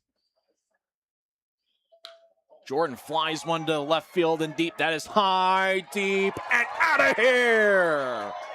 Home run for Cole Jordan over the left field wall. As the Raptors have homered twice here tonight. There we go, Captain. Light that spark. Jordan had 12 home runs last season. That's his 5th homer of the year as he now takes over the team lead.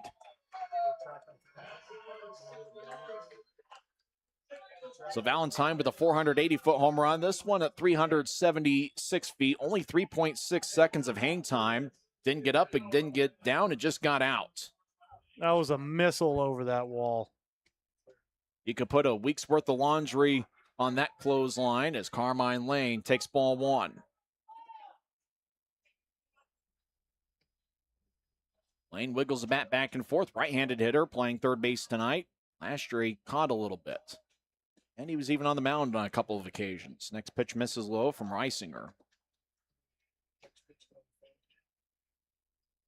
So it's 16-2, but the Raptors' 2 runs have counted big time for solo homers. We're having some fun on a Friday night, despite the score from the Ogden perspective. The 2-0 is a called strike at 91 miles an hour. Put yourself in the coach's shoes. What's your opinion at this point? Hit away or just keep chipping away? Yeah, just keep chipping away. I like it. You just take it one at bat at a time. You're probably not even thinking about the score.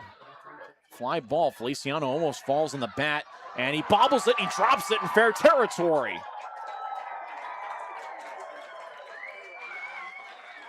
As that the wind played tricks on that one. There was 4 Missoula bodies, and the ball just kind of drifted towards fair territory and ricocheted off Feliciano's glove.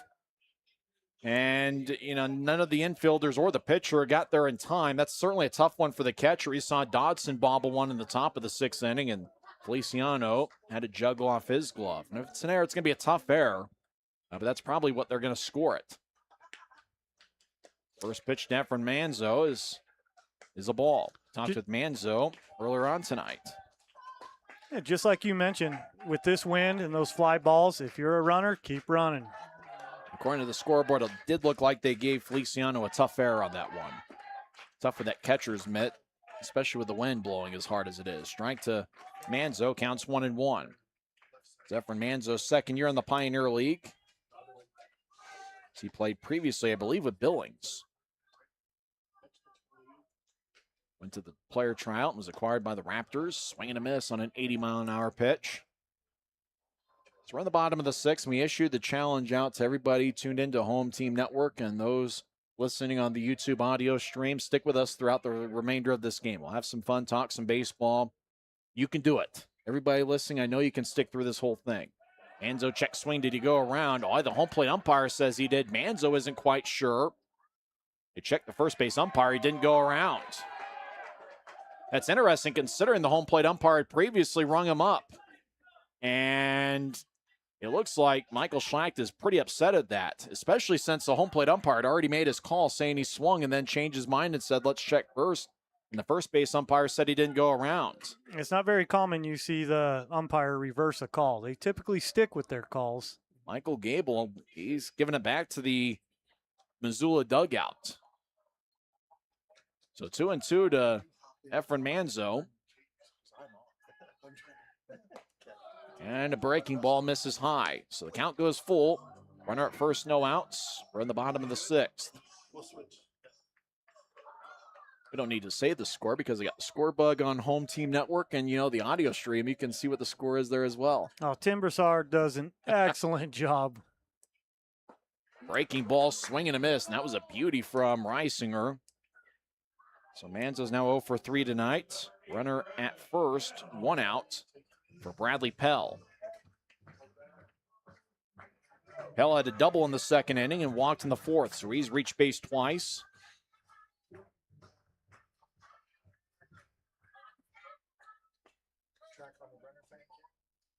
Pell, left-handed hitter, open stance. And the pitch from Reisinger is foul off of Feliciano. That looked like it got him pretty good. As the Missoula catcher is writhing in pain. He gives the thumbs up to the dugout and he says he's okay. You know, being a catcher certainly is a tough job. You know, the people who have been catchers may say how they just put the chubby guy behind the plate. You know, you're not playing any position, you just put him behind the plate. And then a situation like this, Feliciano is writhing in pain, and the home plate umpire checks the ball. Never mind about the ball. I'm in pain here. That's the life of a catcher. You sign up for it knowing you're going to deal with some pain. Swing and a miss. Bradley Pell went for the downs. He tried to hit it over that building that's behind the right field wall. I actually saw James Outman in 2018 hit one over there. Wow, that's impressive. He hit it off of John Heasley, who made his return to the big leagues this week with the Tampa Bay Rays. And it looks like the pitcher has been issued a ball because he came set and was thinking about delivering to the plate, and the batter, Bradley Pell, had not acknowledged him yet. So a ball was issued towards Reisinger. Now the pitch, and Pell flies one to left field. Charging after it, making a beautiful diving catch is Will Bermudez. Put a star on that one as Reisinger gives him a thumbs up on an outstanding play for the second out. Gio Ferraro steps up to the plate. And I mentioned Heasley giving up the home run to Outman because he returned to the big leagues for the first time since 2024 with the Tampa Bay Rays. It's his third big league team. And on the mound, he threw up. Yeah, I saw that. And that he says that's common for him. Every time a new team, new nerves, it just happens. I know Heasley, I hate the name drop here, but I know Heasley well because I called Idaho Falls Chuckers games in 2018, and he started his pro career. He was like a 13th round draft pick by the Royals, and I know Heasley well. Wow. The 1-0. And that's a called strike and an off-speed pitch at 81 miles an hour. But Heasley had pitched a full college season, so by the end of July, he was going through like a dead arm phase. He was actually the starting pitcher in the 20-19 game here at Lindquist Field on a Sunday afternoon in late July of that year. Ball gets away from the catcher, and heading to second base is Carmine Lane. So he's in scoring position. Counts now 2-1, with 2 outs are in the bottom of the 6th. There would always be 2 guys on the Chuckers pitching staff that would sit behind me on the bus, on road trips. It would kind of taper off. One was Heasley, and the other was Chris Bubich, who's a member of the Royals right now, made the All-Star team last year. The 2-1 is fly towards Raptors Ridge. Both outfielders chasing after it. Is off the wall. Lane scores, chugging into second, standing up is Gio Ferraro. It's an RBI double, and it's now a 16-3 game. For Ferraro, that's RBI number 8 on the season. So that brings up Dylan Wilkinson. So Raptors have 2 runs here so far in the bottom of the 6th. That's kind of the fun thing about baseball is you make lifelong memories, and I still remember just about everything about that 2018 Raptors season. There's something about baseball to remember everything like that. Swing and a miss as Wilkinson chased one out on a pitch that was outside. I look forward to making those memories you're talking about. This is my second season with a little bit of broadcast experience. I love it so far, and watching these players and one day seeing one go into the MLB, just be something cool while I'm sitting at home in Ogden, Utah. I've watched that guy play live. That's right. Wilkinson lines one foul off the screen. There's just something about the pace of baseball where you can kind of see the strategy in action. You can see it all. Oh, looks like we got some. Reisinger comes set and delivers. Wilkinson bounces one up the middle, fielded by Pionkovic. He fires to first. He gets Wilkinson by a step, but the Raptors scored twice. Cole Jordan homered. Gio Ferraro had an RBI double. After 6 complete, Missoula leads Ogden 16-3. It's the Ogden Raptors Baseball Network.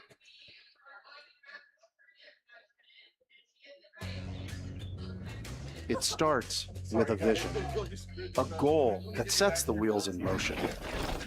The path may be rough, but with grit, hard work, and the right support, no race is too tough. No goal beyond reach. Bank of Utah provides all the tools and expertise I need to get across the finish line. So what are you waiting for? Start your journey with Bank of Utah today.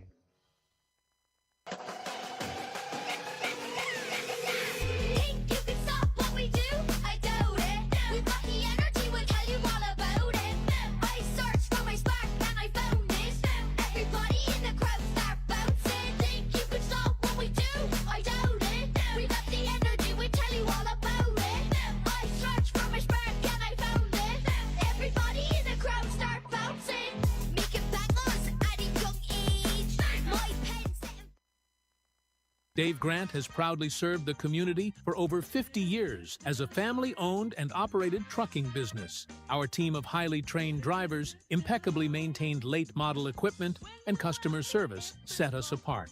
Our slogan, "Getting what you need, where you need it, when you need it," encapsulates our mission to deliver reliable and timely service.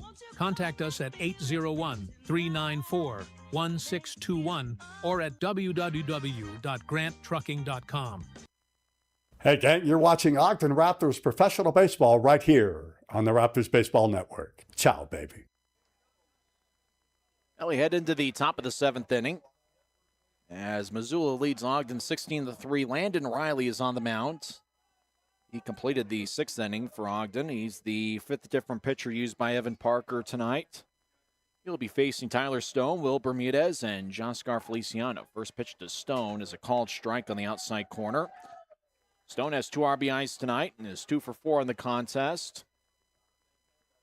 Big 10-run 6th inning for Missoula. Next pitch is Stone, misses outside. Missoula with 1 run in the first, 4 in the 4th, 1 in the 5th, and 10 in the 6th for the Raptors. 1 run in the 3rd. That was a solo home run by Chase Valentine that went 480 feet. And then the Raptors scored 2 in the bottom of the 6th. Cole Jordan with a home run, and then Gio Ferrara had an RBI double. As Stone swings and misses, counts 1-2. As we got Nolan Ficklin, the BYU product. He is warming up in the Ogden bullpen. He worked an inning last night. Next pitch to Stone is a called strike 3. Stone can't believe it. He has a parting word for Michael Gable. And Stone's a strikeout victim to start play here in the 7th. Will Bermudez the batter. He is 2 for 4. He scored twice. Tyson Whiting here with Eric Kelleher on the GCB Computers broadcast booth. We're at Lindquist Field. First pitch to Bermudez is a ball high.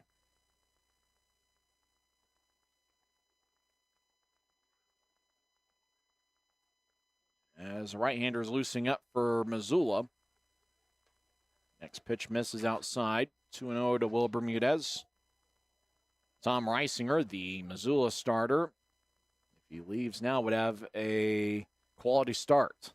Allowed 3 runs in 6 innings. Next pitch misses outside to Will Bermudez. College baseball regionals are going on this weekend. I'm certainly watching some of that. I'm hoping next year we can get some local teams in the NCAA tournament. Super Regionals next week, followed up by the College World Series. The 3-0 complimentary strike is called to make it a 3-1 count. Something we haven't touched much base on is Missoula's starting pitchers. They've just been outstanding. I'm sure Coach Schlacht is very happy with his pitching staff. He's going to sleep a little bit easily here tonight, as Michael Schlacht, as Bermudez walks. That's been an unfortunate trend here for Raptors pitchers, just a few too many free passes.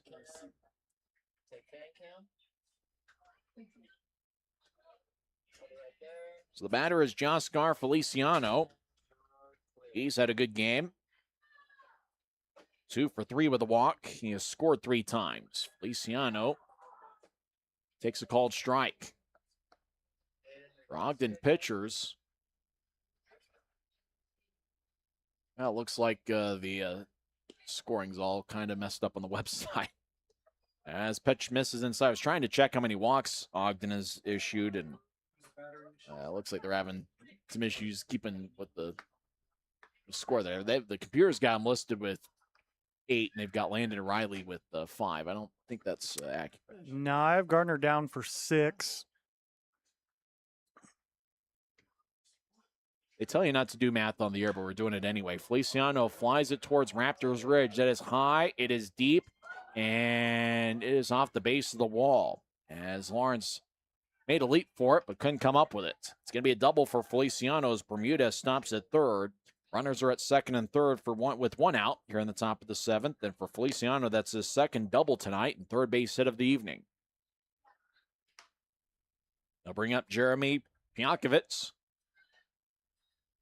That's Landon Riley talking with Hank Dodson in front of home plate. With them going with old school signs, they're probably talking about the sequence of signs they're going to go with a runner at second base. As obviously they're changing things up and not just going one's a fastball, two's a curve, just in case, especially with Feliciano being a catcher. Don't want them to be stealing signs. Piankovich has reached base twice. He takes outside for ball 1.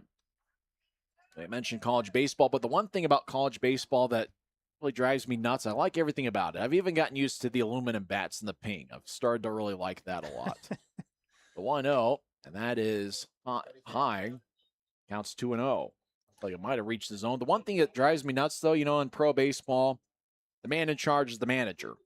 And, in any level of pro baseball, however, in high school, college, or any amateur level, they call him the head coach. That pitch reaches the zone.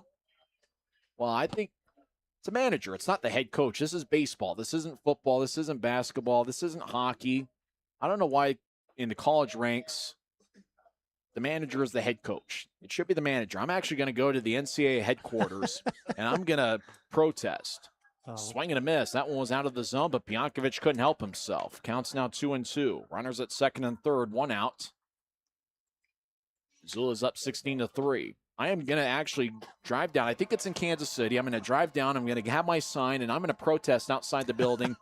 In college baseball, it's the manager. It's not the head coach. Who's the head coach? Who's the manager in Vanderbilt? It's Tim Corbin. He's not the head coach. He's the manager. This is baseball. Pitch in the dirt, blocked nicely by Dodson, who saves a run. The count's 3-2. Well, getting back to that aluminum ping sound. Little League, my favorite sound was that. Louisville TPX, the slugger. Nothing better when you hear that. Swing and a miss. Piankovich went for the downs on an inside fastball. And he's a strikeout victim. 2 strikeouts here in the 7th inning from the left hand of Landon Riley. 2 on, 2 out for Tai Yukamoto. Yukamoto, well, he's had an interesting game. Walked and stole a base in the 2nd. He was hit by a pitch in the 4th and eventually scored. Lined into a double play in the 5th and had an RBI sacrifice fly to Bradley Pell in the 6th. It's his 5th at-bat. First pitch misses. So Missoula's gone around the batting order 5 times here in the first 7 innings. The 1-0 is lined towards first. Caught on one hop by Ferraro, and he will go to the bag himself. So a scoreless inning. No runs, 1 hit. There were 2 left. We head to the 8th. We head to the bottom of the 7th. We're going to sing our heart out to take me out to the ball game. 7th inning stretch. Missoula leads Ogden 16-3. This is the Raptors Baseball Network. Hi, I'm Christopher with Absolute Comfort Heating and Air, and I would do anything to keep my customers comfortable. And when it comes to family, I would do anything for love. I'd fix just about anything.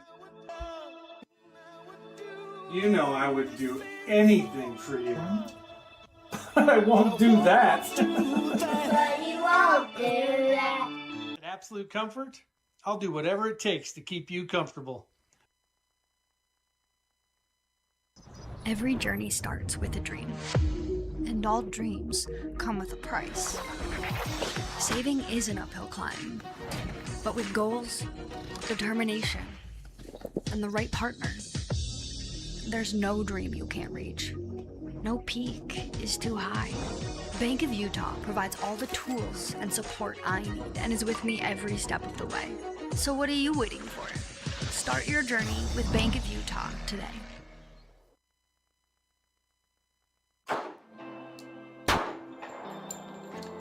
Last year I was at my lowest, going through some pretty serious depression. A couple of friends of mine stopped by the house and said they were worried about me. Said they'd feel a lot better if they could hold on to my firearms until things turned around. I think they saved my life. If your loved ones are struggling, talk to them about temporarily storing their guns away from their home, because things do get better.